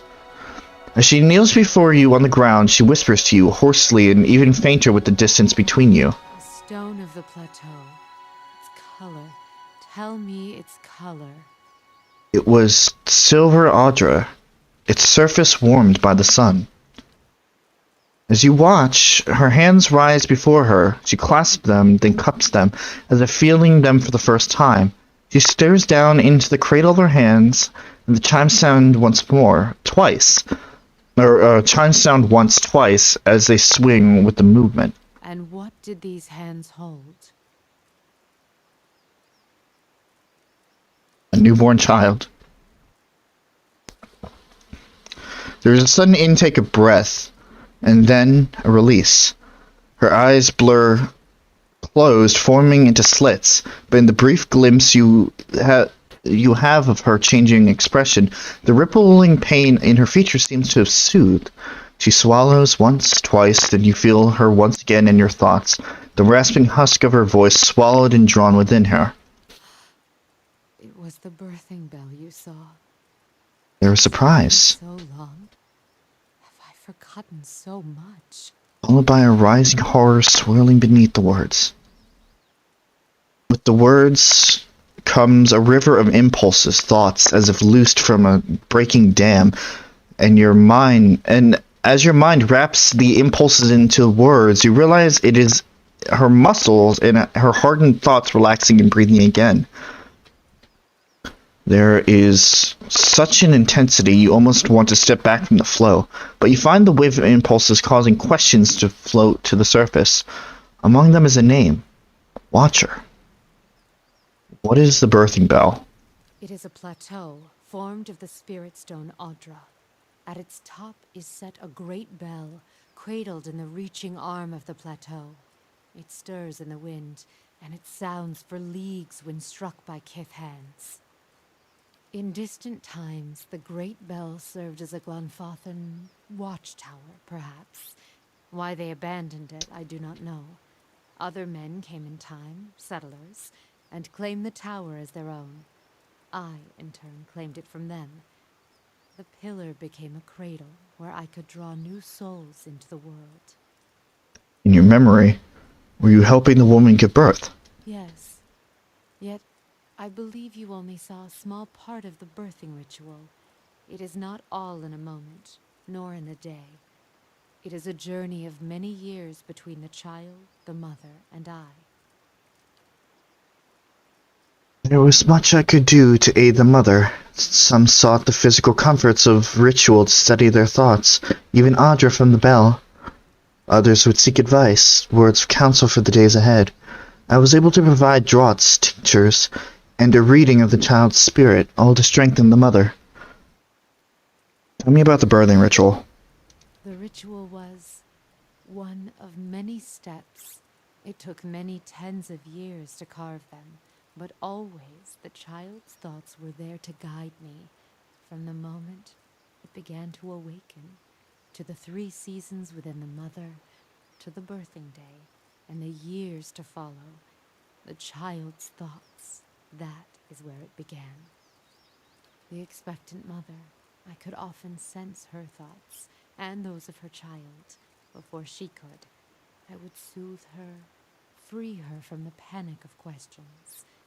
I would sound the memory of the birthing bell atop the plateau in her mind, letting the memory of the vibrations fill my thoughts and hers. Often, the child's soul could hear it too, so the sound of the bell echoed in the mother's thoughts. Sense the mother's thoughts. Sharing memories and thoughts can bond lives together, as can hardships, and most of all, the sharing of what is familiar. The bell itself provided shelter for such thoughts, opportunities to see deep into the crevice, hollows in the rock where one could find shelter, clefts where you could feel the Audra all around you. As she speaks, you feel your legs bent crossed in the warmth of walls around you and blankets woven thick beneath you. Such shared images can bond souls even tighter and allow them to draw strength from each other. You mentioned the ritual lasted years. What would happen after the birth? Once the pain is channeled away and the mother and child breathe again, I sound the birthing bells on my wrists and allow the mother to hear the child's thoughts, the ringing echoing in each other's thoughts. The bells open the way between them, let her feelings pass into the newborn, and let her feel the child in return. And when the feelings meet, that is when I weave another memory and leave it tied in their minds. Those bells play an important role in the birthing process. Yes, for years after I gave a set to the child after delivery, it is a reminder of the memory the mother and child shared. You feel an odd sensation, a warmth, and you can feel a smile being shared, then it flickers and it's gone. And the bells coax the child forward, so they accompany the child onward, fastened about the wrists, to care for him in mind and body. There is no magic in it except the magic of practicality. If a child sought to leave their cradles or escape their cribs, the mother could know through the warning of the chimes alone. At times, if the bond was strong, so would I. The sensation of a smile comes again, slower, more knowing between you. If not watched, children much trouble may be had from tiny hands. The chimes are kept until the child no longer needs them. When I no longer can hear them sounding in my mind, I know their spirit has changed, and the bonds we shared are long gone. The shedding may last years, may last many years, or but a few, but it is necessary. You watched over these children for years after their births? Children are fragile things. Even the ties of blood and mind may not be enough. They must be watched, and even then, the body may fail the mind. But if watched, even the most sickly child may cling to life if determined enough, and many of their souls were tied to me. If a child's spirit failed, I could sound the chimes in their mind and grant them strength, even from afar. It did not always serve, but it gave hope. It sounds like you've seen tragedy too. Enough to never wish to feel it again. In times before the bell, children who died were cast upon the waters of the lake beyond the bell, sometimes while alive, if their pasts and futures were deemed weak. It was a different time. Children were treated carelessly. Those times are past.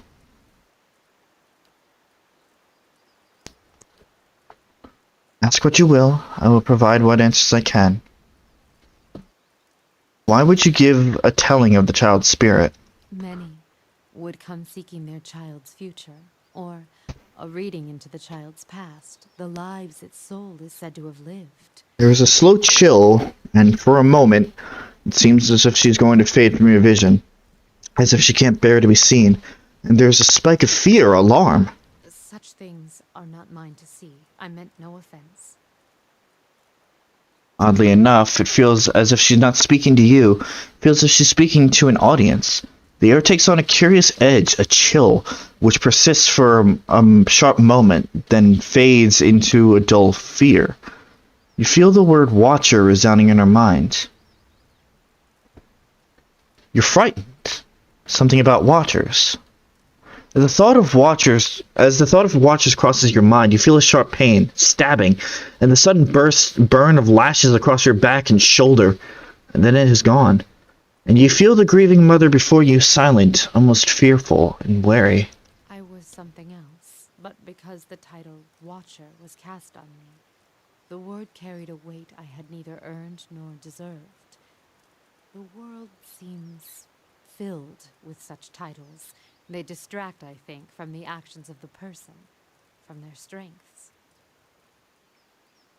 But if they came to you to read their child's souls, what did you tell them? I drew upon the present. I felt the soul of the mother before me, and used that to tell the child's path, to give it a voice. If only the thoughts of the mother and the emotions that lie beneath were mine to impart. I did, and so I used that as the telling of their child's future. So you told them what they would want, what they came to want to hear. And what if it turned out to be true? Or what if it turned out to be untrue? Futures fulfilled by one's own spirit are as strong as anything seen by another's eyes. And if one draws from the emotion of the mother, it matters only when harm is done. And their lives I knew well. I could weave their lives, their thoughts over time, to the mother, to the child, and once the child had been born, was sheltered, I could relax the threads of thought until the child could stand on its own. So you shaped their thoughts, making the readings true. This is my calling, to show them the life I see before them, and even greater, make them believe it.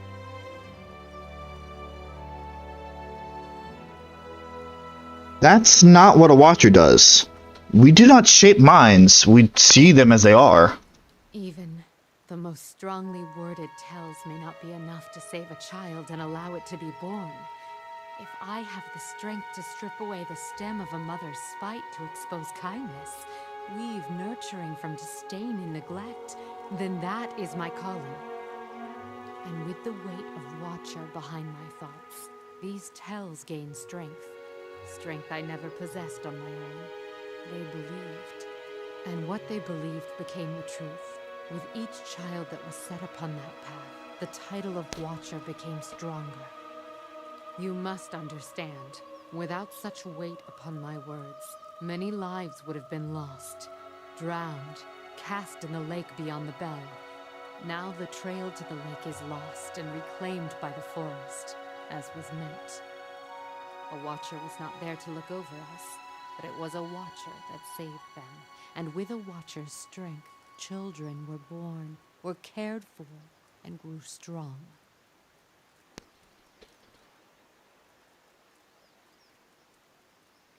I see. What use is a frightened will when a spirit is at stake? Would you let the fears of a mother end her newborn's life? You felt it in the memory, the weight of it, the importance of the child's life. It was a memory we shared. But it's not true, is it? And suddenly, there's a rasping cry across your consciousness. She raises her hands, and you see the chimes draped from them, yet they make no sound as she moves. A greater good was done, and children were saved. It is a choice you may be forced to make one day, and when faced with it, you will make the same one.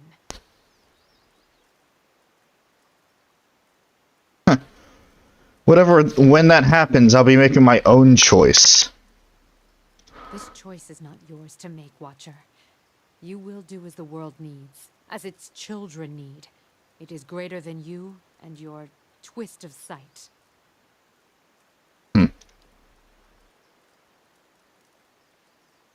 heard the name Watcher in your thoughts when you remembered the birthing bell. Why? It is because I once believed I was one, and others believed I was one. There's a slow chill, and for a moment it seems as she's going to fade from your vision. There's another name for someone with our abilities. This cipher does not define you any more than Watcher does. It diminishes the nature of who you are, dims the flame of thought and drive. Yet if it calms others to define you in such a way, then comfort may be taken in that. That is a cloak as well that serves to dispel fear, hate. Why did you believe you were a Watcher? This world has many corners, and in some corners the name Watcher is more known. It is an easier title than others, and at times it is easier to wear. Placing a title upon what is unknown can dispel the fear of it, and I did not fight it. I even believed it true, though I knew little of the ways of the Watchers. It even granted me strength. I was able to see the thoughts of others, shape them, and help guide souls. Watcher seemed enough, and the name seemed to matter little in the light of one's acts. Did you know anything about Watchers? I feel that they were once marked, hated. Such hate feels dimmed now. I can feel it. Other hatreds have risen for other titles, but they burned bright in the past. Now hate seems to have shifted focus, and they may fall on the same again, either you or me. Can you tell me about the birthing bell? The birthing bell. It is where I could draw new souls into the world. I recall some of the memory of it through what you have seen, but not all. Where is it? The birthing bell lies deep in the great forests of the Deerwood, at the border of Glonfothan lands. Surrounding it, barely a town, not one you would find on any map, but it held an important place for those there, even if we were far from the beaten track.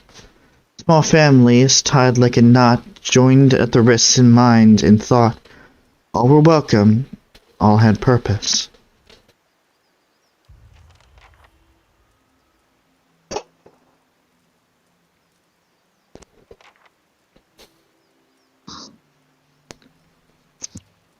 Okay.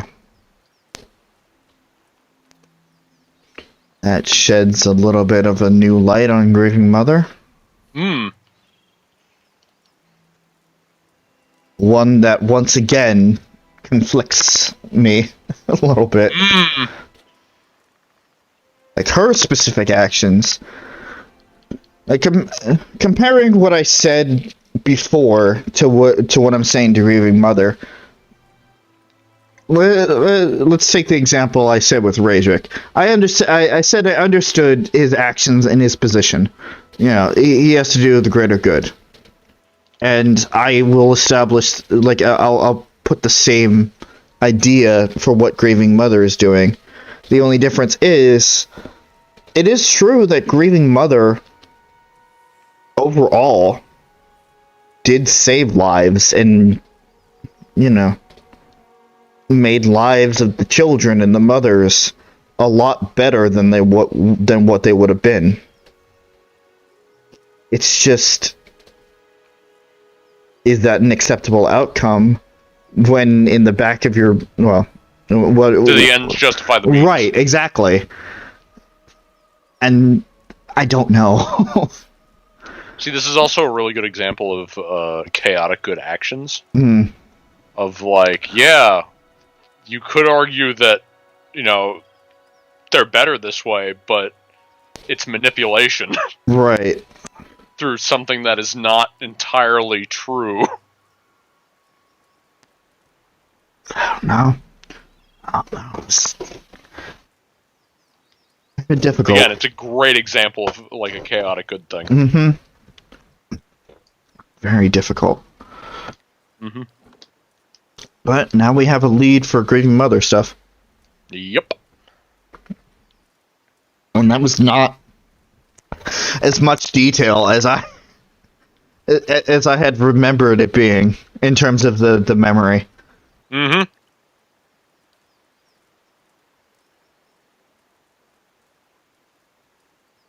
Well, since we're here. Thank you, computer.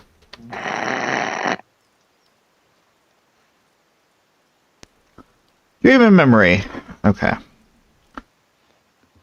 When I first encountered the grieving mother on the road, I experienced a dream, or was it a memory, of childbirth.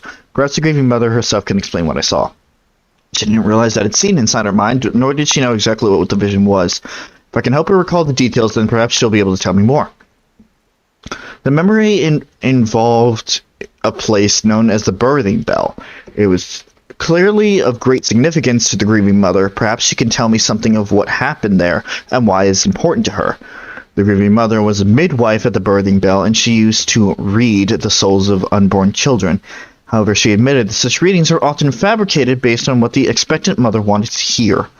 She clearly thought she was doing these women and the children a service, but she wasn't inclined to discuss the matter further at this moment. Perhaps she'll open up more as our journeys continue.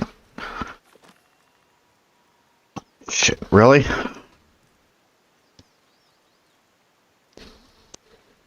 Alright. It might be a situation where resting Opens aids that, but I don't know that completely. Let me pull some stuff up. Nintendo, gonna stick a dick. What? New banner just came out. Oh, fuck, really? Yeah. I'm still struggling to get Triandra. Oh. Oh. Uh-oh.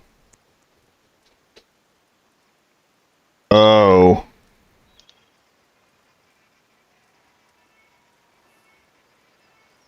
Oh, no. Please excuse us for a moment as we take a small... God damn it! Oh, no, it's 3 houses. Just gonna go to a BRB screen.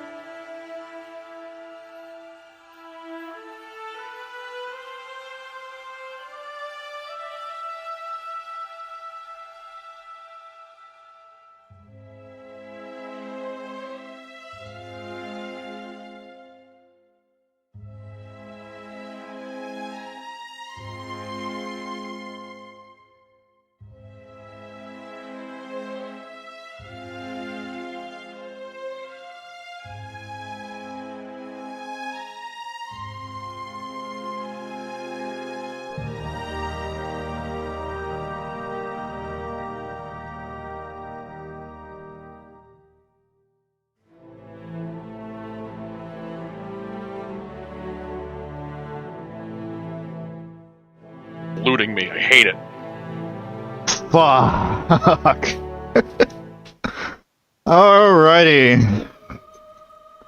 Thanks, heroes. Also, there's the question of, is there going to be a Tempest trial? And if so, who? That's true.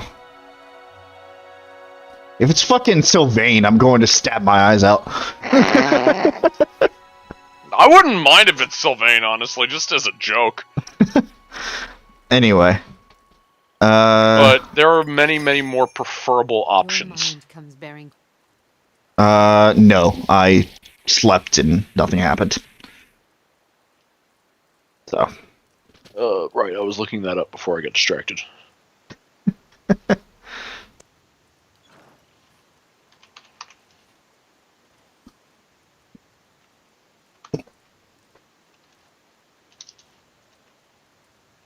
Well, I guess ultimately, Grieving Mother is the one that's gonna be last. Hold on, I'm looking it up. Well, I did say that both Durance and Grieving Mother were written by the same person, so... That's true.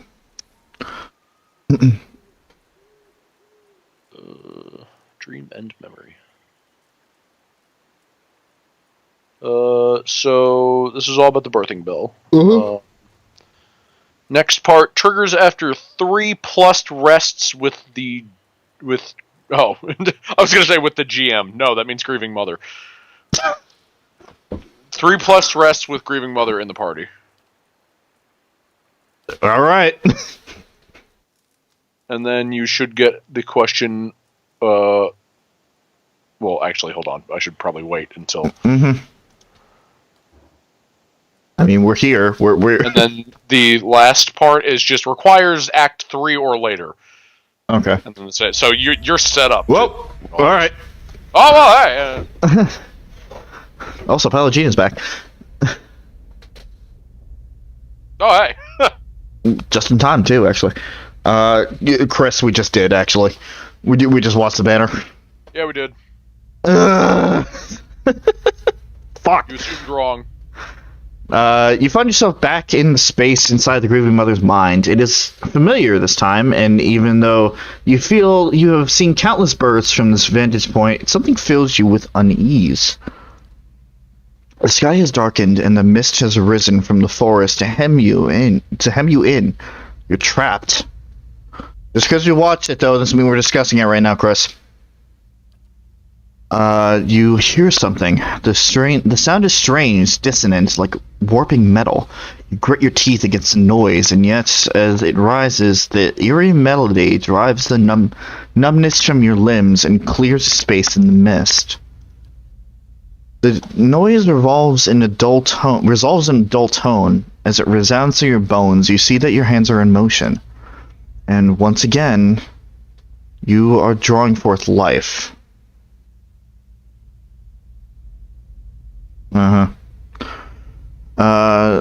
And once again you are drawing forth life, something warm and fragile struggling in the wind. This scene feels familiar, a moment you have lived and dreamed 1,000 times before, and yet something ominous gnaws at the edges. It cries. The woman should be in pain, the natural pain of childbirth. You know this, but it is faint, distant, and you realize that you're soothing the pain with your mind, smoothing out the eddies of pain and relaxing her thoughts just enough so that she can still push from within, push the child forth. You are taking that pain onto yourself, but the pain has layers. One is a pressure, a familiar welcoming pain, and the other, it is sharp, a razor at your consciousness, more recent than this memory. And as you try to recall how you reached this place, you feel the same hollowness inside yourself, a pit filled with the clawing winds of a Biowak. The very thought fills you with disquiet, like the memory of a nightmare. Focus on the child. As your hands move, you hear the sounds of chimes, clear and sharp. Yet somewhere distant, they seem echoed by something else. Whistles of sorrow? Tolling bells. It's impossible to tell. An inexplicable sense of dread fills your soul as the child makes its journey towards you, push by push. A malicious presence seems to surround you, and you lean forward to shield the child. At last the baby emerges, wet and ruddy from its journey. A lifetime seems to have passed as the newborn moved from womb to world, and another seems to pass as you cradle the trembling child, waiting. The child cries out, its cry full of life, full of soul, the chime echoing and its thoughts filling it with welcome. The soul is blurred at the edges, as if you are viewing a soul from within a soul, but it is there. It is alive. The woman before you is weeping, and at her first cry, her hands reach out for it. You surrender the child to her, something you've done many times before, and as your hands move, the dull clangor sounds, and you feel a weight hanging from your wrist. You look down and see bones, tiny and malformed, hanging from a string about your wrist. They're heavier than they should be, and as they clank together, they make a noise like funeral bells.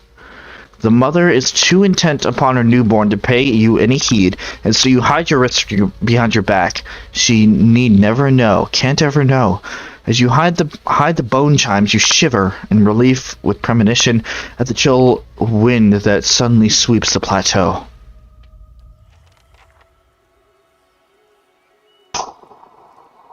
And Grieving Mother leveled up. Whoa. Nice. Once again, we're waiting. Alright. Ripping knives.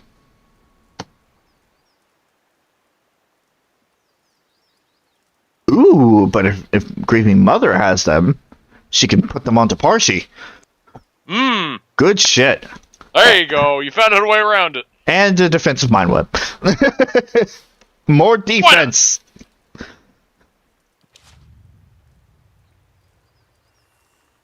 Okay. Hey, Grieving Mother. Your mind comes bearing questions, Watcher. Yeah, I have questions.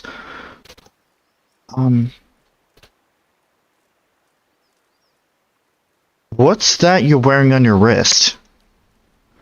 She extends her hands, and the small chimes on her wrist sound motion just as they did in her memories. The chimes are finely crafted of white Audra. They are wrapping around the Grieving Mother's wrists with tiny woven braids of hair of different colors, from white to black, brown to blonde. You feel as if you're noticing them for the first time. If the birthing chimes are given to the newborn, why do you wear a set now? There was no child to carry it. And suddenly, there's a rasping cry across her consciousness, and you see her flinch, visibly as if struck. She raises her hands, and you see the chimes draped from them, yet they make no sound as she moves. In your memory, they look like bones. And carry the weight of 100 deaths. I know, Watcher. It's about the Hollowborn, isn't it? The Hollowborn. The same chill you felt before is stronger now, as if it's welling up around your feet to your ankles. You feel a sudden urge to draw away, as if from an unpleasant memory. The Hollowborn have a future. They can be saved, and the tells spoke of such. No. No, they don't, and no, they can't.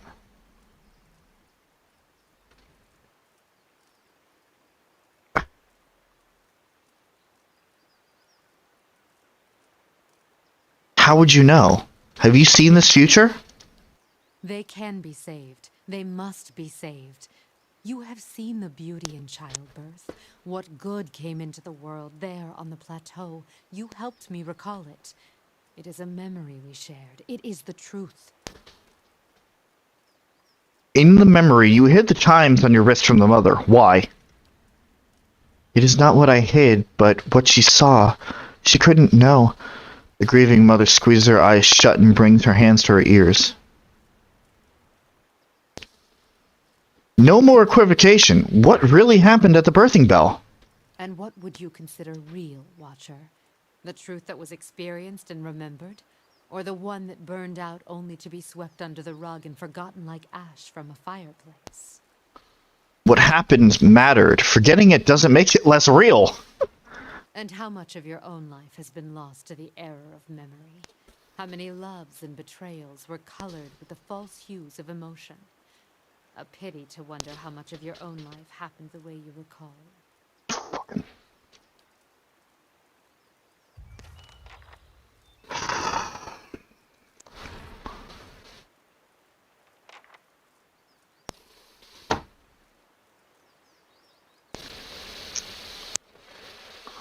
I had another dream about a delivery at the birthing bell, but this one felt strangely distorted. There was an ominous undercurrent, and I got the impression that all was not as it seemed.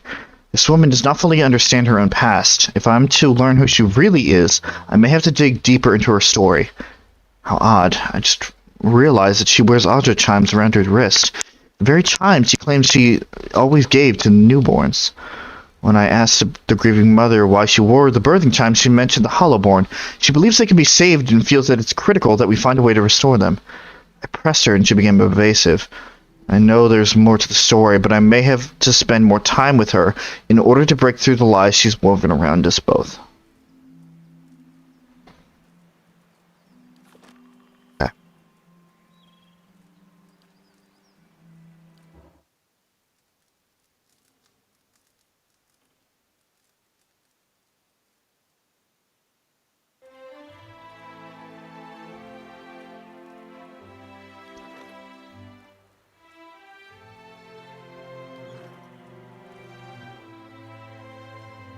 So, you said it just said like part 3 or later?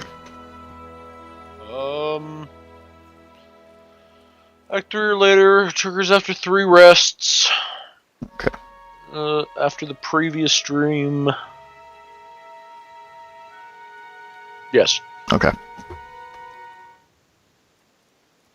was kind of cheap to try to do this now, but I'm so late on Grieving Mother stuff that... No, I've seen tons of people do this. Okay. You're not the only one, don't worry. I've seen somebody wait 2 in-game weeks to just go through a bunch of companion stuff. Right.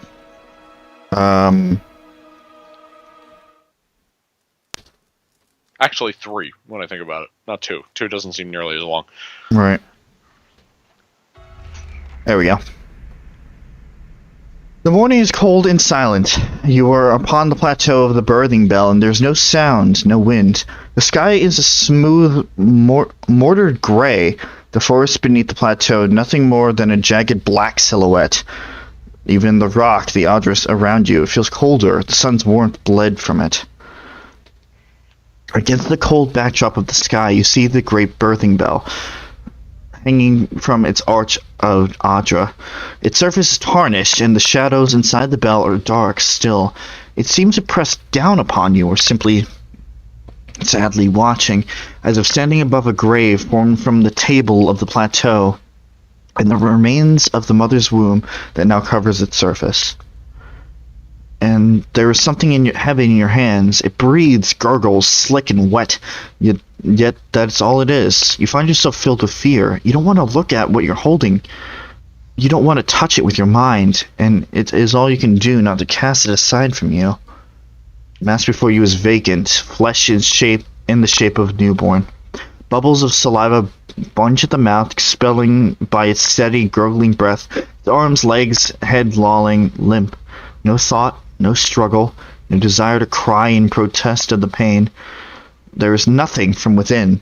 There is an absence in your hands. Your hands tremble, shake, and the silence is broken as the chimes on your wrists echo with the trembling. And the chimes do not echo in the thoughts of the mass in your hands. There's no soul within to hear it. The only emotions blanketing the plateau are the pain of the mother. The child breathes, its heart beats, but it makes no cry. The child feels light, empty. There is no joy in it, no fear, no thoughts at all. Yet, in the hollows inside it, it breathes, a thing of habit, not life. You cannot move. Your trembling has subsided, and the birthing chimes on your wrists are as still as the child. The mother is crying, eager to see, begging to see the child. You feel a sudden spike of fear, of being hunted. If you give the child to the mother, you will be blamed, and her anguish and rage shall fall upon you. She will not spare you or anyone you love of this, you are certain. But you did not cause this. You don't think you caused it. And the mother begs, her arms outstretched. The chimes sound once more as you give the child to its mother, and as the chimes fade, there is an eager gleam, the willing joy, the questioning, and you draw upon it deeply, letting the hope stream in her eyes, letting her ears fill with the cries that you have heard countless times past from the other children on the bell. You hear the laughter in the mother's voice, and the streams of tears that run down her face. With a practiced emotion, you weave a life that will never be into her eyes and thoughts. She will care for the child as if it were whole until you set her free. She will care for it until you find a way to heal what has happened, until the reality cannot be dispelled anymore. And still, cradled beneath the weeping mother that birthed it, the child in her arms does not hear the cries of the mother, does not react. It is an empty thing that breathes and carries nothing within. Then the chimes on your wrists lie still. They are bound to you like chains, never to sound inside a newborn's mind ever again. Your mind comes bearing questions, Watcher. I saw Hollowborn at the birthing bell. The grieving mother's head bows, and she raises her hands, cradling them slowly, so the chimes do not sound as she moves them. You feel a chill in the air, as if the vault of your mind is growing, too large for the thoughts within, and your breath is laced with a chill. To your horror, you hear her breathing, ragged, hacking, but strangely steady, and you see the saliva bunching at the corners of her lips, becoming thick ropes of drool that cast themselves down her chin. There is a smell of blood in the air, new, wet, and the salt, sharp tang in your mind. Coupled with this is the smell of sodden undergarments clawing at your senses.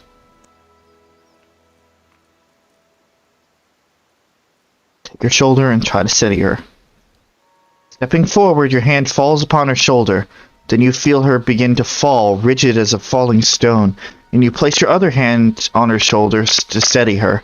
Throughout, there is a horrid, steady breathing. Her clothes are wet, as if she is burning with fever beyond her tangled hair, and beneath her threadbare robes, and as if she's giving birth. With a slow hissing intake of breath, her head rolls back on her shoulders, her eyes pressed tightly together like the lids of a newborn. Yet past the lids, you feel the piercing stare, vacant, cold, horribly. You sense nothing from her, not a thought, like the Hollowborn you held in her memory. You know if you try to pull away now, she will vanish into herself, and vanish from your thoughts, perhaps forever, and you have a terrible feeling that whatever connects the two of you will be cut. She is as helpless before you as a child, and you search your thoughts for a way to coax her to you.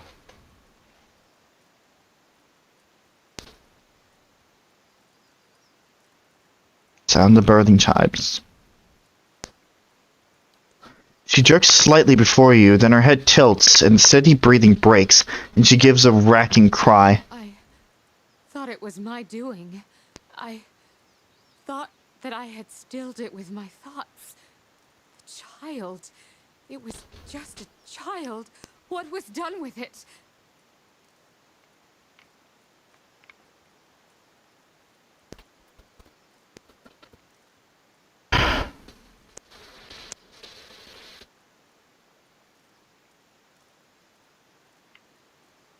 It was a reverse of the previous memory. Oof. God, how to approach this? Do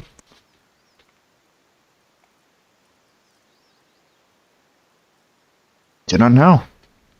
I think you helped give birth to a child, and then gave it to the mother. Your breathing is steady again, but there is a life in it where there was not one before, and her emotions are building in her. Apprehension, confusion, welling up. She seems afraid to do more than simply be aware the memory is there. It was not the last Hollowborn on the birthing bell, and never again did I hear a child's cry. You have found death within me, one that many women have borne within themselves. Found a death within me. The words swirl with impulses and weight, spiraling around her, and you feel as if you are being dragged into it. I sought to serve the women in need, and instead my hands ushered no new life. What happened next? bear the responsibility for. The first birth was the deepest, the saddest. Nothing I could do could find the child's spirit, guide it to him. Feel a strange absence between you, as if your thoughts are being shared across a great distance. The thought bleeds out for a moment, then returns sharp, near, personal. I could not understand what happened, what I might have done. I feared no. I could not dwell on that thought. The child was always there, always a reminder of what happened, a marker. I made her care for it. I made them all care for it until I could find what had gone wrong. But the Hollowborn, it wasn't your doing. It happened elsewhere. Little word of the outside world reached us. It was enough time for rage and pain and grief to guide hands. I feared what would happen to the children, what would happen to me. Every mother knows her womb may shed a stillborn, but these cold, soulless creatures, the parents wouldn't have understood, and fear of the unknown breeds violence. What happened then? I held their minds within mine. I shaped and guided them as long as I could. And with each passing day, each new birth, the strain grew.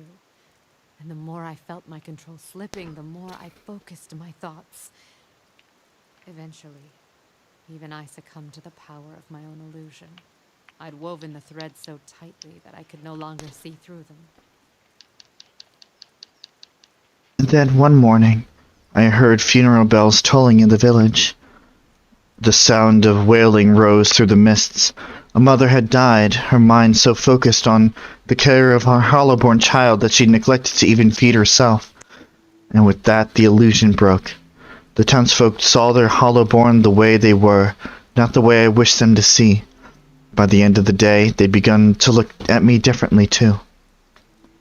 I did not understand what had happened, but I knew enough to flee, and every suspicion that surfaced, every faded memory of what I'd done, I pressed it down, tucked it away. My skill failed me, but I did what was necessary.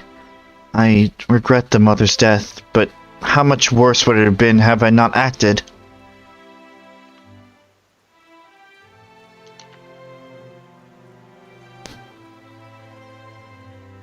There were other ways.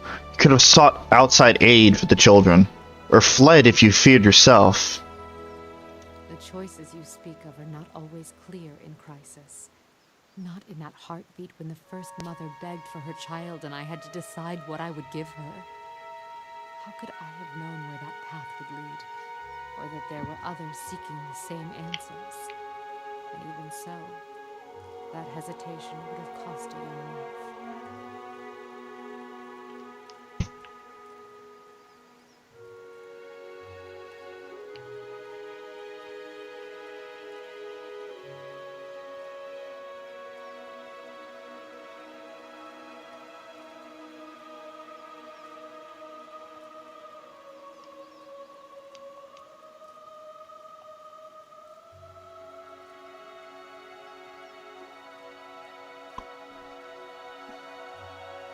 The right thing is not always easy. And yet if we can redeem the lost children of the Deerwood, our struggle will be worth it. The Grieving Mother's mind is silent and still for several moments. She lets your words wash over her, seeping into the cracks in her own thoughts. My actions only caused more misery. Worse, I took from an entire village, made them as empty and helpless as the children I sought to protect. But you feel it was right to hold and direct their minds, even knowing the cost?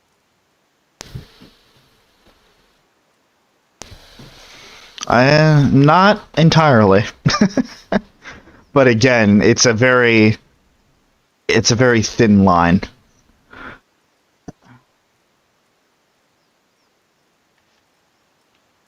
But mercy gave the children a chance, and it brought their families joy, if only for a little while. A melody, brief yet sweet, a fragile thing to cherish while it lasts. A short turn of the wheel, but a turn all the same.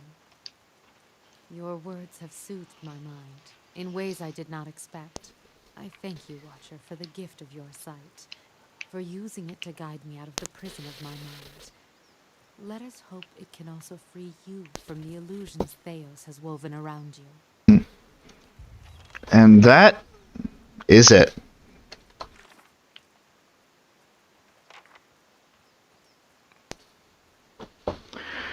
In this latest dream, the Grieving Mother delivered a Hollowborn, yet when the time came to surrender the child to its mother, she used her abilities as a cipher to convince the woman that her child is whole and healthy. Only the Grieving Mother can tell me what this means and whether I can trust her now. When I told the Grieving Mother about the dream of the Hollowborn, she entered a dangerous trance. I brought her out of it.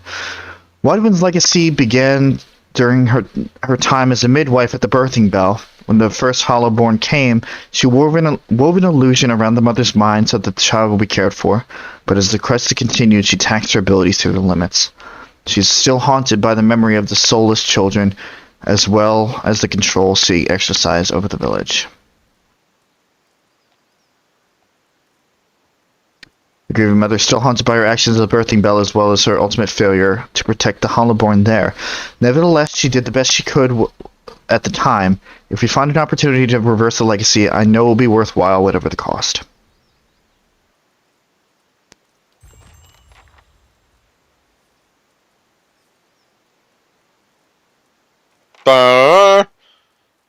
That was probably one of the hardest ones I've had to go through yet.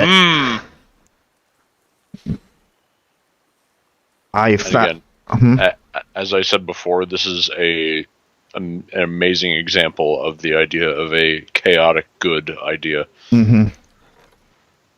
It's when going through a lot of these patience ebbing.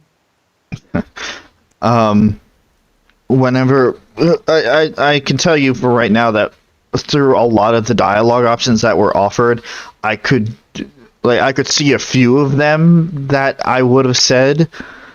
Like, a lot of them had applied, so it was very difficult to figure out what to say. But Sure. Hey, Rob. Yes? Rest at least 2 more times. Okay.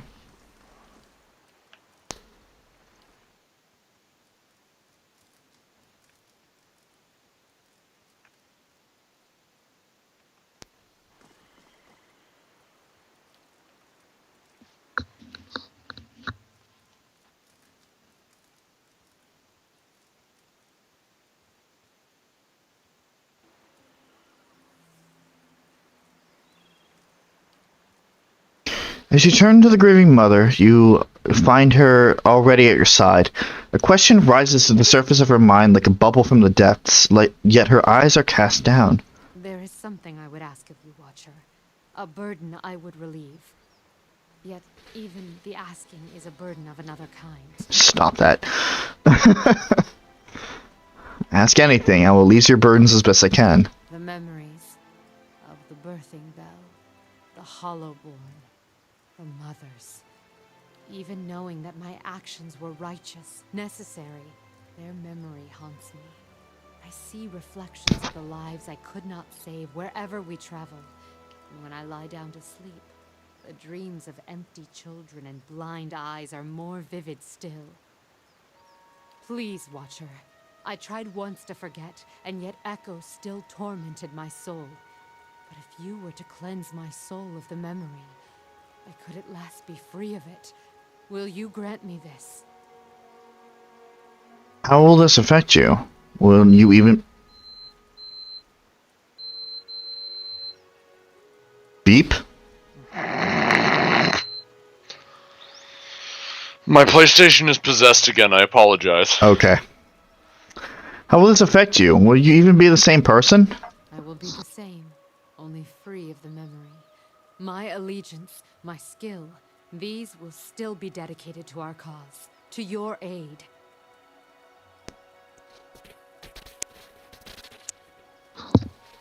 No. No, I will tell you the same thing that I told Mineha. No matter how painful the memory may be, it is always pertinent that you live with it. You learn from it. Perhaps over time it'll become less painful, but trying to get rid of it altogether is an easy way out that's not going to help you. She stiffens as if struck. At last her shoulders slump and she looks back to you. But these memories, the pain, anger, brokenness, how am I to continue when these thoughts fill my mind?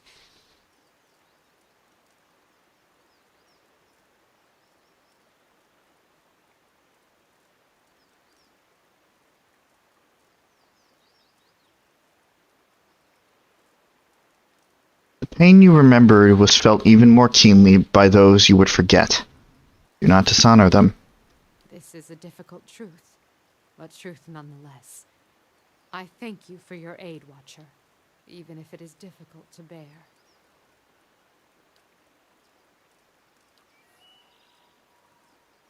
Okay, now you're done. Okay.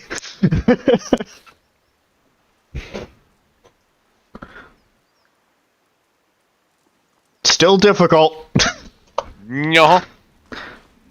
If I were playing a different character, if I was a different person, I might have said, "Yeah, sure, I'll help you erase those memories," but it's not happening. Also, fun fact, calling back to when she went into a trance. Mm-hmm. So there were the two cipher options that you had. The bell and the crying child. Yeah. If you are not a cipher, then those are in fact attribute checks. Oh. The crying child was a perception of at least 17, Oof. and the sound of the birthing chimes was an intelligence of 20. Jesus. And if you were to fail that event, she is gone. It's gone.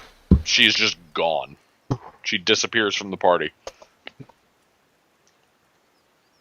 You just lose her as a companion entirely. I was a cipher. Well, you may have had enough perception. I think your perception's fairly high, at least. What was it? Perception of 17? I mean, you can still... I believe you can still... Nope. I wouldn't have been able to get it. Oh, well then. Yeah, you're a cipher. Good job. But... Well, actually, theoretically, you could have if you did the perception sleep bonus. Theoretically. But that would have been a second time around. I think there might have been a way around that without those checks. It's just not as easy. I'm not 100% sure about that, but still, it is what it is. Holy shit. So yeah. Fucking Jesus Christ. Alright. That's Grieving Mother. Yeah. Which I still regret that in my test file I did not actually do her quest line. It's difficult, but it's very enticing. Alright. Durance, no. Long Hunt. That's on the other side. Pelagina. Honestly, just knock it out real quick. And then the Battle of Yenwood Field, and then Haravius' thing. We're getting there. Uh-huh. Honestly, Grieving Mother's was probably the most involved. It was interesting, though. Yeah. Well, involved in terms of, like, as you saw, a wall of dialogue. Not so much actions, but... I don't mind. Well, yeah, no, it's great. She's a great character. Again, similar to Durance, their writing is very complex, but it's done very well. And it definitely solidifies the place that Grieving Mother has on the team. Yeah. Yeah, she's great. Very interesting character.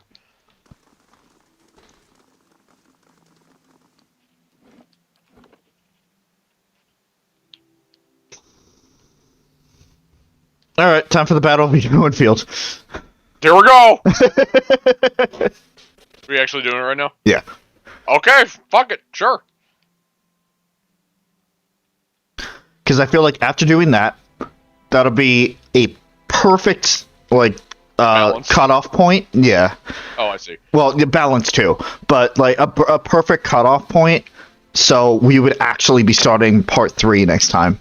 Because everything else that we have to do involves part 3 in some way. So. Very fair. We're finally gonna get back to the main story, Rob. Yeah, we are. And boy, is it gonna be a ride. It is time, Marshal. Assemble the army and march to Yenwood Field. It is time. Yeah, they've been stuck at that toll booth for, like, months. Are you certain? Or once our forces are committed, you won't be able to bolster them with any additional troops or allies? Yes, I got bleak walkers. I got ogres. I probably have a dragon somewhere. I don't know how, but I do. but I do. Yes, I'm sure. Give the order. As you command, I'll march the army to Yenwood Field. Will you be accompanying us? Nah, it's fine. Good luck with it. Yes, let's march. Yeah, after that while of dialogue, time to, like, just balance it out with just a full-on war scene. It actually is a really good balance. Yeah, I remember you. Well, actually, I mean, there was kind of a warlike scene beforehand, It's so fine. It's fine. we're balancing it out with a lot of fighting. Alright, time to lead the troops, Rob. As you crest a small hill overlooking Yenwood Field, Lord Gathbin's army is a flurry of activity, scurrying to and fro. Then you see him with a giant bruise on his cheek, and you laugh. And it's still there? Jesus. This guy's gonna be a bitch. Like the bad way. You may have wandered into his camp a couple of times and punched him in his sleep. It's fine. You just walk into his bed. You don't kill him, you know, like what you should probably do. No, you just keep punching him in the face over and over again. He wakes up like, ow! And then you punch him again and you knock him back out. Just keeps going from conscious to unconscious. Even from this distance, you can hear the drums of war beating their steady cadence, designed to intimidate their foes while organizing the rank and file into battle formations. Marshal Forwin approaches. You've arrived just in time. Lord Gathbin's forces are beginning to move. An attack is imminent. Yeah, an attack's been imminent for the past 2 months. Yeah, that's true. Or even longer. Let us inspect our forces. Local militia constitutes the majority of the rank and file. As you walk the unorganized ranks, young faces look at you with hope and determination. The fear in the air is palpable as many fidget with their unfamiliar weaponry and armor. Among the troops, a small group of warriors shine brighter than the others. Crucible Knights, standing tall in gleaming plate armor and armed with spear and shield. They stand at attention, spear centered as you pass. You pass a group of crag ogres working themselves into a frenzy. They carve jagged wounds across each other's chest and back, their war cries echoing throughout the camp. Your troops give them a wide berth. Also, I just remembered that there was the option to buy more forces that at the time you didn't have enough for. And we kind of forgot about that. Oh well. It's fun. You got ogres. Fuck it. I do have ogres. You got a fucking ogres. Oh my god. Listen, I have a save before all of this goes down, so if it goes south... Oh, it's probably gonna be fine. Any idea what Gathbin's planning? He strokes his chin. His ultimate objective is to face you in battle and to be seen defeating you. I doubt he's foolish enough to challenge you to single combat, of course. Let him. Do it. That was hilarious. Sound the horn, Marshal. It is time to finish this. Marshal Forwin begins barking orders, and your troops quickly form up. Gathbin's army follows suit as Aedirian war drums echo across the field. Within moments, the marshal raises a brass horn in the visage of a mighty boar to his lips. He looks at you expectantly. I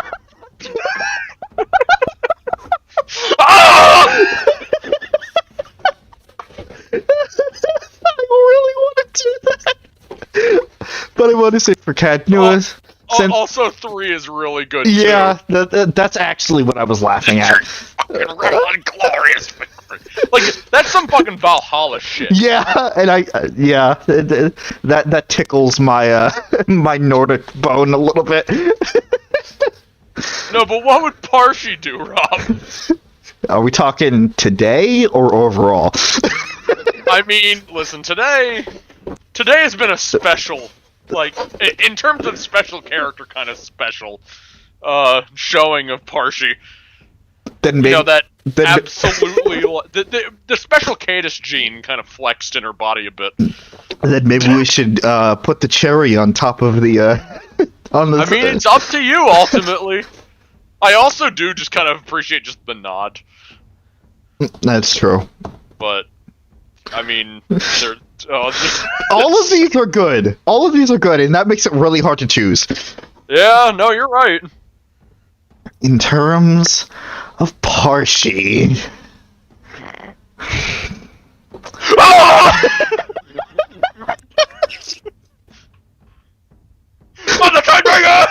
That would be the ultimate. Just screaming on the Tidebringer. I like to think that she just go like everybody's lined up and she just goes in like single-handed. What is she gonna do? And then she activates her disintegration ability. Oh no! The disintegration and explosion abilities. Oh Jesus! That is special Cadus has wormed his way into this. Of course it has. Yeah, no, it's fine. That is a perfect special Cadus fucking scenario. We're just gonna nod. Just nod. Go the stoic approach. Ah! And then she yells.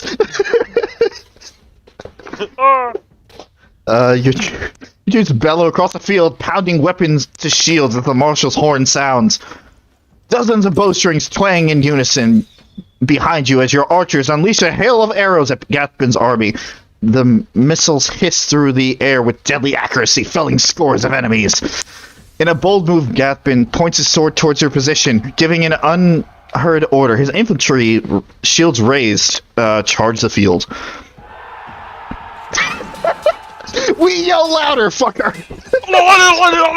Your infantry charges headlong into the enemy infantry in the center of the field. The cacophonous sound of metal on metal is nearly deafening as the two forces collide. The fighting is fierce and the screams of the dying numerous. Your troops fight bravely, but they are their inexperienced. Oops. That's not right. But their inexperience is leading to heavy losses. Within a few moments, it is clear that Gathbin's troops have the advantage, as your forces are slowly being pushed back. It's fine. Then a group of Aedirian battle... Oh, fuck! That's not good. Then a group of Aedirian battle mages emerges from behind enemy lines. They begin weaving their hands in unison with practiced precision. Suddenly, waves of arcane fire erupt among your troops. The acrid smell of smoke and burning flesh is nearly overwhelming. From the left flank, a unit of Rautai berserkers, clad in pale armor and wielding their grape swords, begin to collapse the left side of the line. The ground is thick with dead as they press their advantage. Meanwhile, Bleakwalker paladins, dressed in dark armor and carrying sword and shield, stride back and forth between Gathbin's lines, rallying his warriors and exhorting them to fight harder. Alright, time to take care of each matter. Right. Which one is fun? I would say the mages or the Bleakwalkers are the most threatening right now. I guess stunning the battlefield will let you hear all that again. I believe so. Gathbin's army is clearly superior to your own. Your lines are barely holding, and the troops appear on the verge of panic. Without a change in tactics or fortune, the battle's near lost. Okay.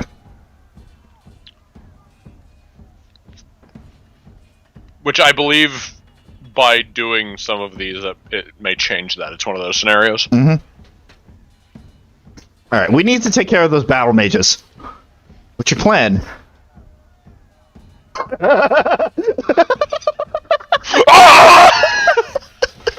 This is like the ogres just... Up to you! Oh, God. Yeah, ogres, go for it. The There they go! The crag ogres charge the Gathbin lines in a blood frenzy. Using their size, many of the ogres leap over the enemy line, ignoring grievous wounds, while many fall. Nearly a dozen reach the battle mages. A high-pitched scream permeates the din of battle as you see an unarmed ogre lift one of the mages overhead and rip him in two.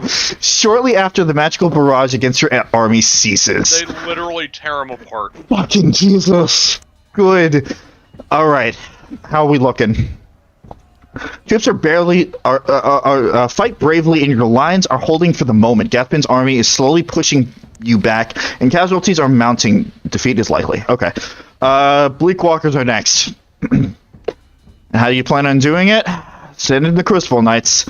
At the sound of the horn, the leader of the Crucible Knights, a Justicar with a long graying beard, issues a challenge to the Bleakwalker captain. The steel-clad formations clash and battle furiously. Both heavily armored units fare well against the other, but the Crucible Knights appear to have the upper hand. As the battle rages, study the battlefield. Troops defeat is still likely, though. And I don't have anybody to worry about the berserkers. So, there's only one thing left to do.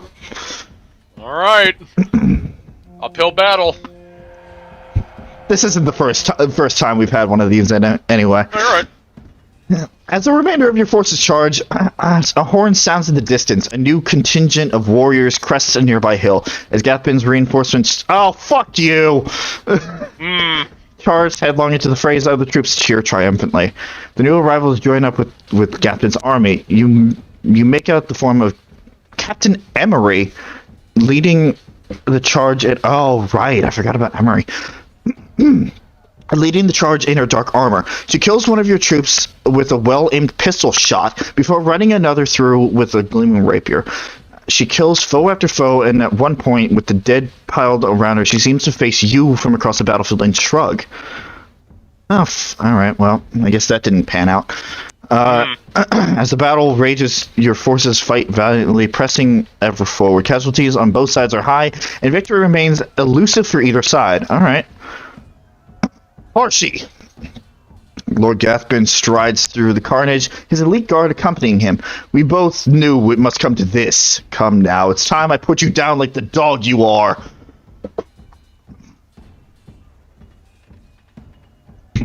Where's the option to just punch him? Yeah, I was thinking about Just that. again, just flying haymaker. Oh, no, no, no! Holy God! Alright. We're gonna salute. Alright. Time to fight! Alright, let's see what we got. Your troops versus theirs. This is fine. Oh man, Skype doesn't like this. Oh, Skype really? doesn't like all the stuff that's happening right now. Really? It's almost like there's a shit ton of fucking things on the screen. Where is Gathbin?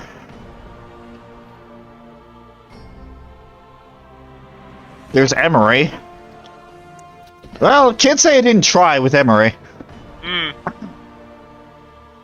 I might have tried harder, but can't say I didn't try at all. Yeah. The Mercenaries. attempt was made. Again, I feel like it's another one of those things where you have to say the right things, blah blah blah blah blah.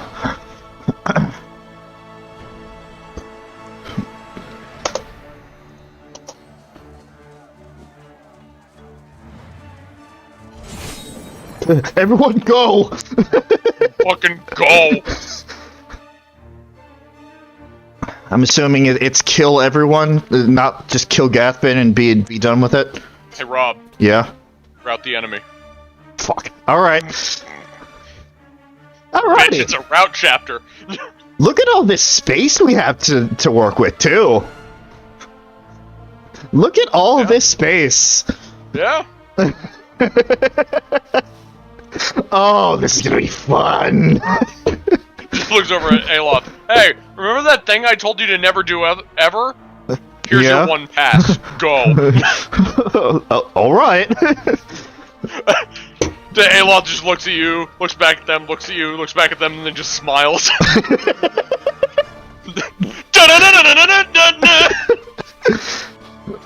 Alright, let's see, what can we do here? Arcane Reflection, Chain Lightning, Freezing Pillar. Freezing Pillar seemed kind of fun.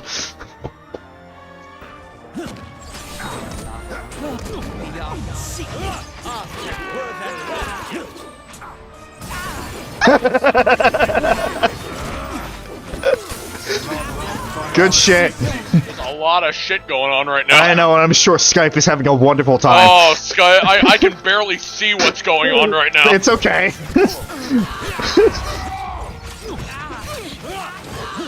A good 1 frame per second. Korgrak, you got this, right? Oh, God, I love this ogre. Yeah, the ogres are pretty great.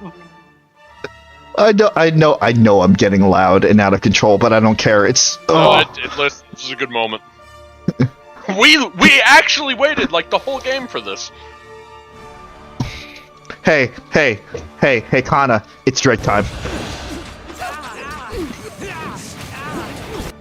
He just stands over a ton of people. I have them. I have them.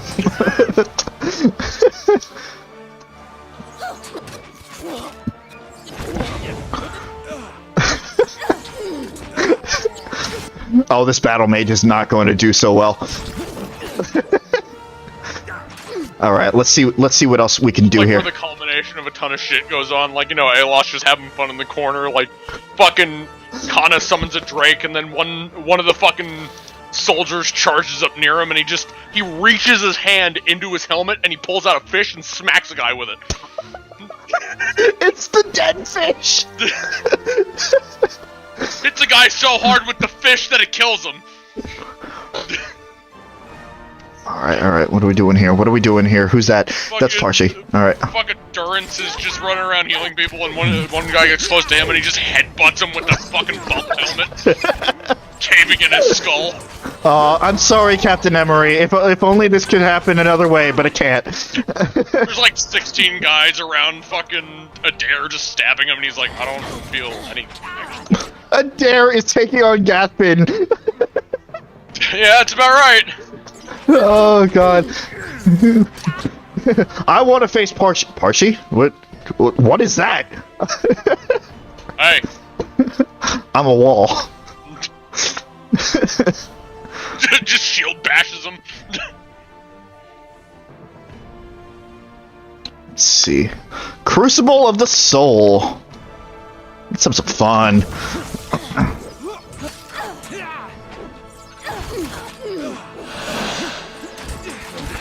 I don't know what happened, but we got buffed. Okay, alright, what else can you do? Oh, Whispers of Treason. I haven't used that in a while. Going through your catalog of stuff. Ooh, that one sounds nice. Yes! Yes, it worked! Hey, Gathbin. Oh no, Korgrak is in it! Oh no, never mind. He lost interest.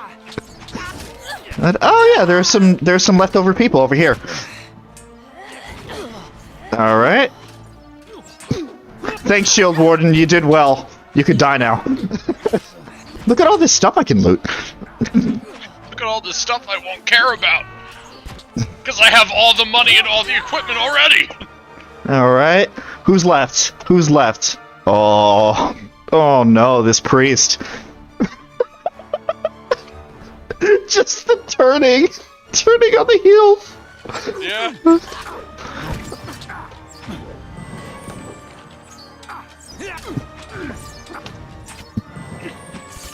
This priest is trying. This priest is so... Doing his best. Of course, it's not enough. Not at all. And that is it. That was fun. Da-da-da. That was fun. That was a lot of fun.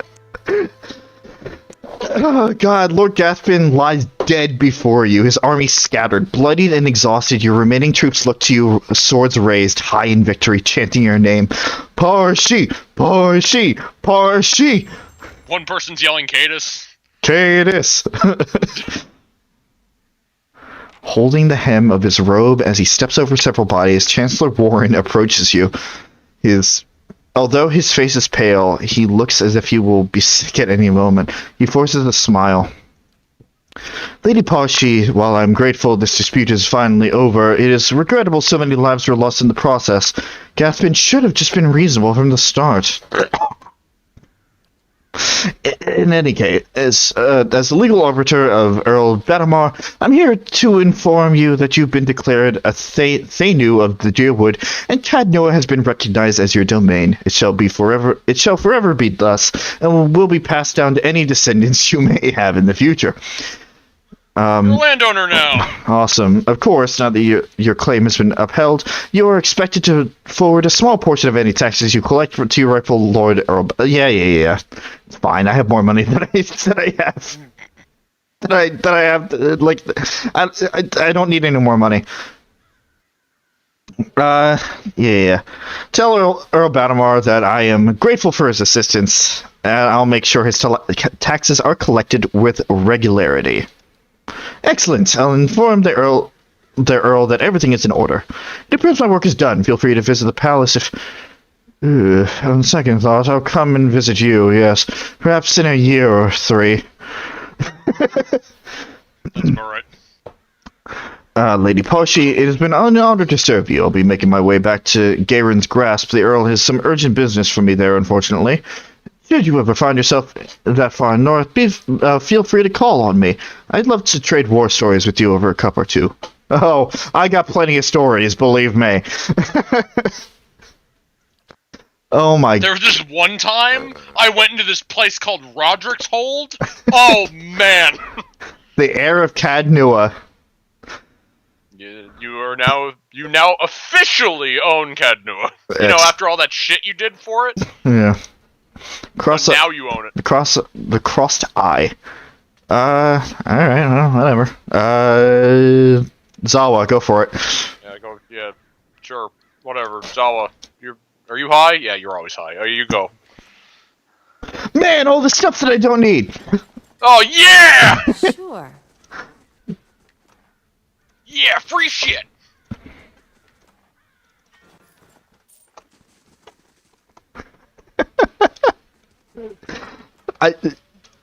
I've said this plenty of times already, but that was a lot of fun. Yeah, it really is.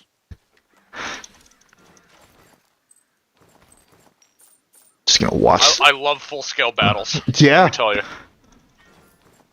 This makes me miss Mountain Blade. Although that's a lot more intricate. Listen, the Earl can have his taxes, but anything I collect from these dead bodies are mine. Yeah.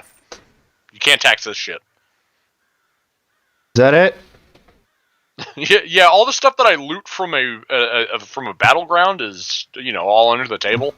So I don't have to pay for this. Holy shit.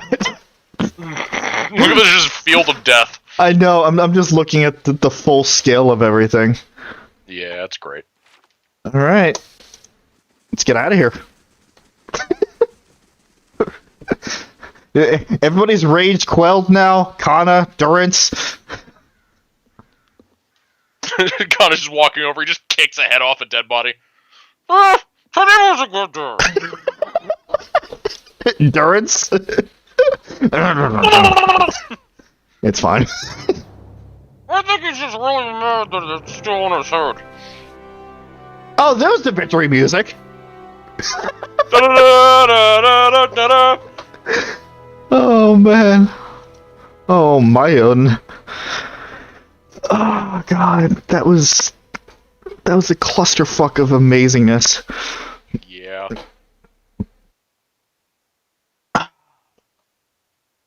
Feels so good to be overpowered. Yeah. I told you, like, that's part of the main game, so the fact that you're, like, level 15 now means you're over-leveled for that shit. It's exactly what I said. Because DLC, any game involving DLC, you are going to be overpowered. That's just kind of the way Unless it it's is. post-game DLC. Right, but if it's DLC, you can incorporate into a main game playthrough. You're going to be overpowered. And for something like this, where it's more about the story and the character development, I don't care. Like I don't care about the levels. You know, I want to be overpowered, so these fights don't drag on for eternity. Though when it comes to story games, there is that like. There is that difficulty of figuring out. It's like, yes, it's really fun to be overpowered, but at the same time, if that actively influences story decisions, it's like that's at the point where I'm like, Okay, then. like that's why I try to still like, even if I know my character could go through this no problem, it's like I still try to roleplay to an extent. But like, yeah, just that feeling of that's why I love playing as my me characters, where I'm just like, yes, I'm better than you, and I'm going to pull your spine out of your asshole and then hang you from a tree with it. Okay, do you think that my level has influenced my decision making overall? All right, let's look back a few minutes. Okay, Raedric's hold, yes. Raedric's No, hold, not that's just fine. that, not just that, but also just the idea of, oh, you know, you walk up on the battlefield, yeah, just scream and flail your weapon wildly. But I didn't I'm pick gonna that. kill them all. But I didn't. I didn't do that. I didn't pick that. I wanted to. Really thought about it. I did, but I didn't. You were moments away from picking it. In which case, yes, it would have influenced the decision. I don't really care though. Well, yeah. All right. No, that was gonna be hilarious, no matter how you put it. Okay. The idea of Kana killing a person with that dead fish, like nothing can dampen that. All right, so we can grab. Well, we're not gonna do it now, but starting next time, we can grab Pallegina and just have her with us until we get to where she needs to go. Have her talk to the thing, and then kick her out. There is, if this also helps, there should be another inn in the place we're going. Okay. So if that helps, That actually does. yeah. So there will be a place where you can switch party members there, so you don't have to keep going back to fucking Noah, yeah. the whatever it was. Defiance Bay. That's what it is. Mm-hmm. All right. Well, I think this is a good ending point. All right. That was fun. The next stream we'll finally get back to the main game. Yep. 40 years. It's been 40 years. 40 fucking years. But hey, we got a lot done in those 40 years. Yeah. No, it's true.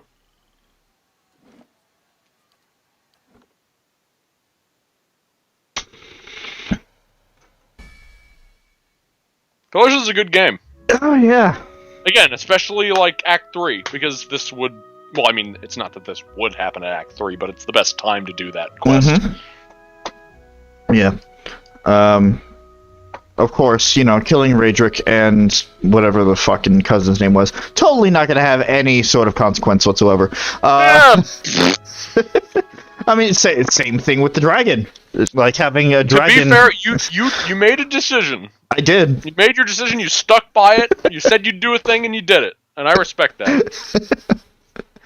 You said if you had the option, you'd kill them both, and you did. Yeah. There was no trust whatsoever in that entire mission. Fine, I'll inherit the castle. The castle is mine. Yeah, what war do you have to fight? I'll gladly go through another war if I can take that one, too.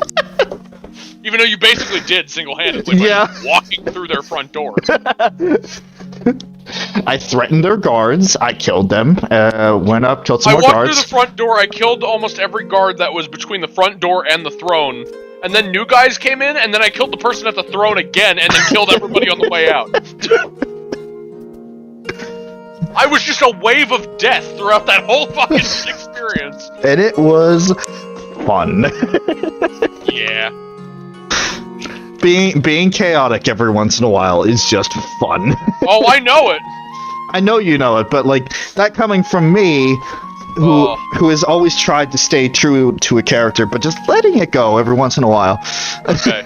He has the devil on your shoulder in this situation is satisfied for now. Alrighty, so was the Tuesday stream. Whoa. So what happens next? Tomorrow or Thursday, depending on what happens. Will be more Batman Arkham Knight, where we jump back into the main story and try to track down Barbara. Friday would be nothing. Saturday, it, as always, is a coin toss. But if a stream does happen, it'll be more Pokemons. Pokemon! Where we will we'll finish up the Isle of Armor DLC. I can almost guarantee that we'll finish it up that day. As well as another surprise for those of you who haven't explored the main region in post game. It'll be something kind of fun. And yeah, we'll see where it goes from there. Sunday at a time that's to be determined. Should be more Persona 5 Royal New Game Plus hard mode playthrough on the Twitch channel. As I had said before, I had opted to not have a stream this past Sunday to get some more recording done for Blaze Blue, which ironically is not going to matter because there isn't going to be an episode tomorrow because I haven't had time to edit. Well. Yeah, so, but I mean, I have the footage. Give that. Yeah. You know, like, I could say the same. More than Chris can say. I mean, I also have footage of the Rise demo, which I still need to get around to editing. But that's like a that's like a 2-hour long footage that I need to pull through. So. And that's gonna be the next big thing at the end of the month. Jesus. Another $70. Just whoop. Yeah, but this is Monster Hunter. And, I mean, wouldn't you say that the money you paid for the Monster Hunter World was worth it? Oh, yeah. I'm sure for Rise it's also going to be good. Nope. That being said, I need to charge my Pro Controller before the end of the month. Yes. It's going to be used a lot. Oh, yeah. So, yeah, Sunday. Monday, it's going to be more Persona 5 Strikers with Chris. It's going to be more fun times. I'm very excited for that. And then next Tuesday, with at least PJ, if not also Suzie, we're going to be hopping into Act 3 for Pillars. Finally. Yeah. Yep. And as said before, in terms of Blaze Blue, I'm just going to have to take it as it comes. I make no guarantees for the upcoming future. When I start to get into the roll of things again, I will let you guys know. I know the dangers of slacking and then not starting things again, and then you just don't want to do it. Isn't that right, PJ's channel? Well, listen, it's not that I don't want to do it. Know. It's hard to fucking schedule I right know, now. I know. So much time of not doing it. I know. But I get your point. Yeah. Lazy as fuck, go. So I will try to fight the urge, but I can't guarantee anything. In terms of Chris, he has projects going on, streams, maybe Earthbound, Metopia highlights, and his reaction video to Elements of Justice, Case 1 Part 3. He's working on shit. He's also been working 48-hour weeks, so Well, I kind of spoiled it, but PJ, how's your channel looking? It's not dead. It's not dead. Just today though, I cleaned it up a bit. Yes, he did. Between the homepage for it and the about section, and I got my own custom link now as of today. Mm-hmm. So it's not it's actually just youtube.com/PJTheEvil, which is capital P, capital J. Yeah, capital P, capital J, and then capital T for the, and then capital E for evil. Yep. No spaces, and no periods for the channel name. Yeah, the channel name, because they don't allow that. Oh, whoops. So, which in that case, I'm not against it, because obviously wouldn't work otherwise. But oops, then I should probably every other situation, there's periods in my name, by the way. P period J period. Please. As I appreciate when those are used. as is shown in the end screen. Yes. It's the same thing with Suzie. Her channels are not dead. Just she's been so taxed lately. Like, holy crap! It has been ridiculous how much she's had to go through. Yeah, it's a lot. So please be patient with her.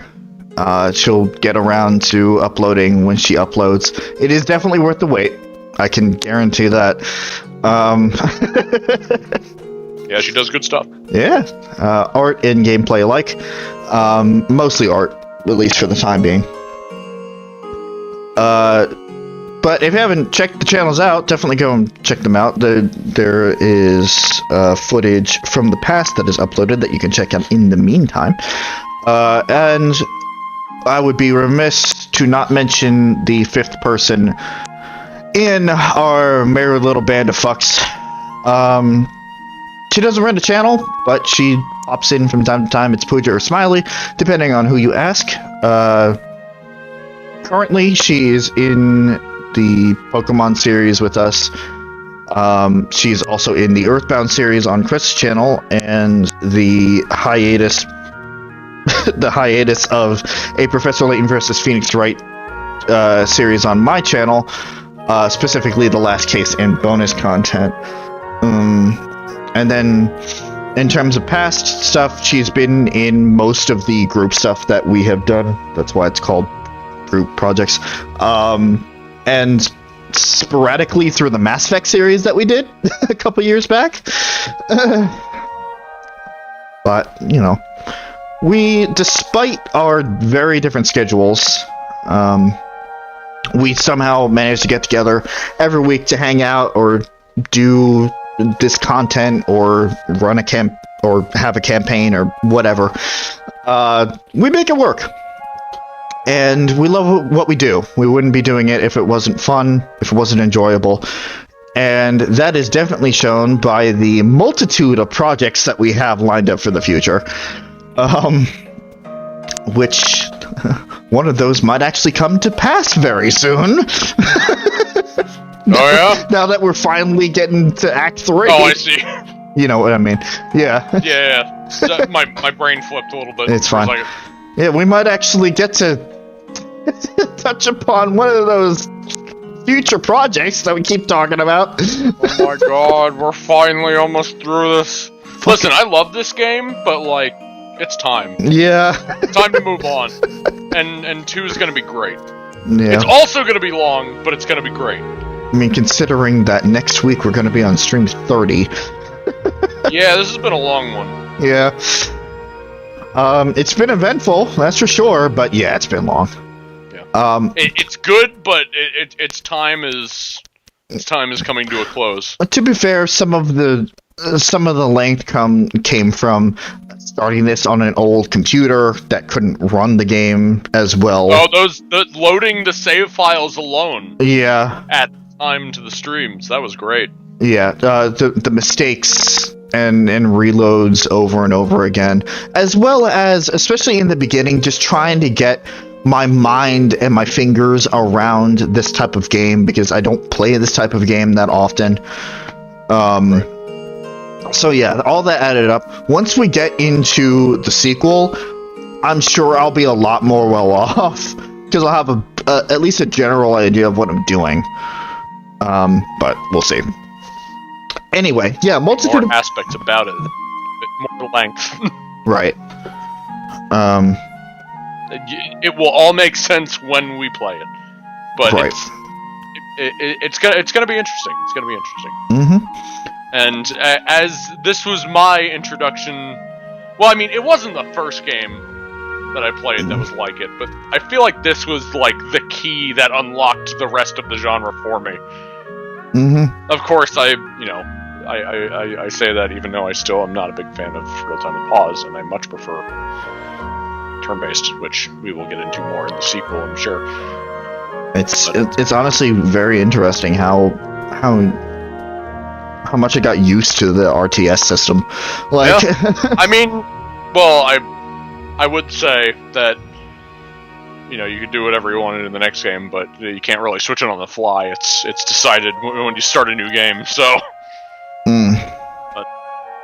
though I'm sure you're gonna want to do turn-based. probably, yeah.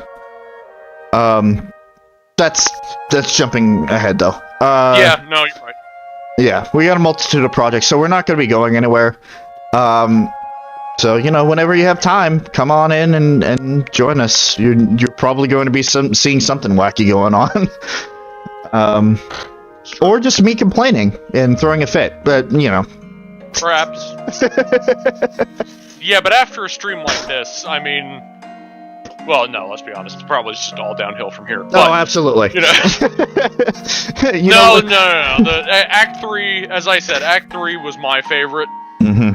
Out of all the, again, like, it's gonna be great. The rest of the game from here. Mm-hmm. Act 3 is better than the DLC, the White March. Right. Though, as I said, I did say that the end of the White March was good, and you agreed. I definitely agree. So, looking forward to Act 3. Mm-hmm. And we'll finally break ground with that next stream. Yeah, who the fuck knows where Theos is right now? It's been doing his own thing for a couple months. He probably could have conquered the world in the time that we took to try to get through all this shit.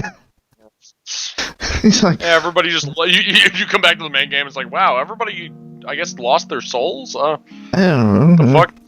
Oops. Everybody's Hollowborn, and that doesn't even make sense. Oops. Yeah. The zombies were getting freaky. Oof. Anyway. About that. Yeah. So, and obviously the other half of the streaming aspect is the audience.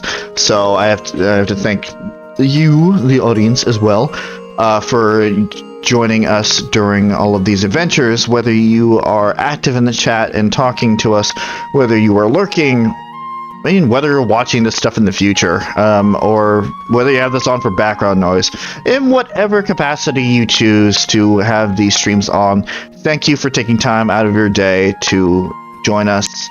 And also just thank you for deciding that these streams are worth your attention. It's always nice to know that these streams are entertaining others aside from, you know, the actual streamers. Yep. And we hope to see you guys in future streams as well. But with that being said, we're going to wrap it up here for the final time tonight. Thank you guys for watching, and we'll catch you guys next time. Good night, everybody.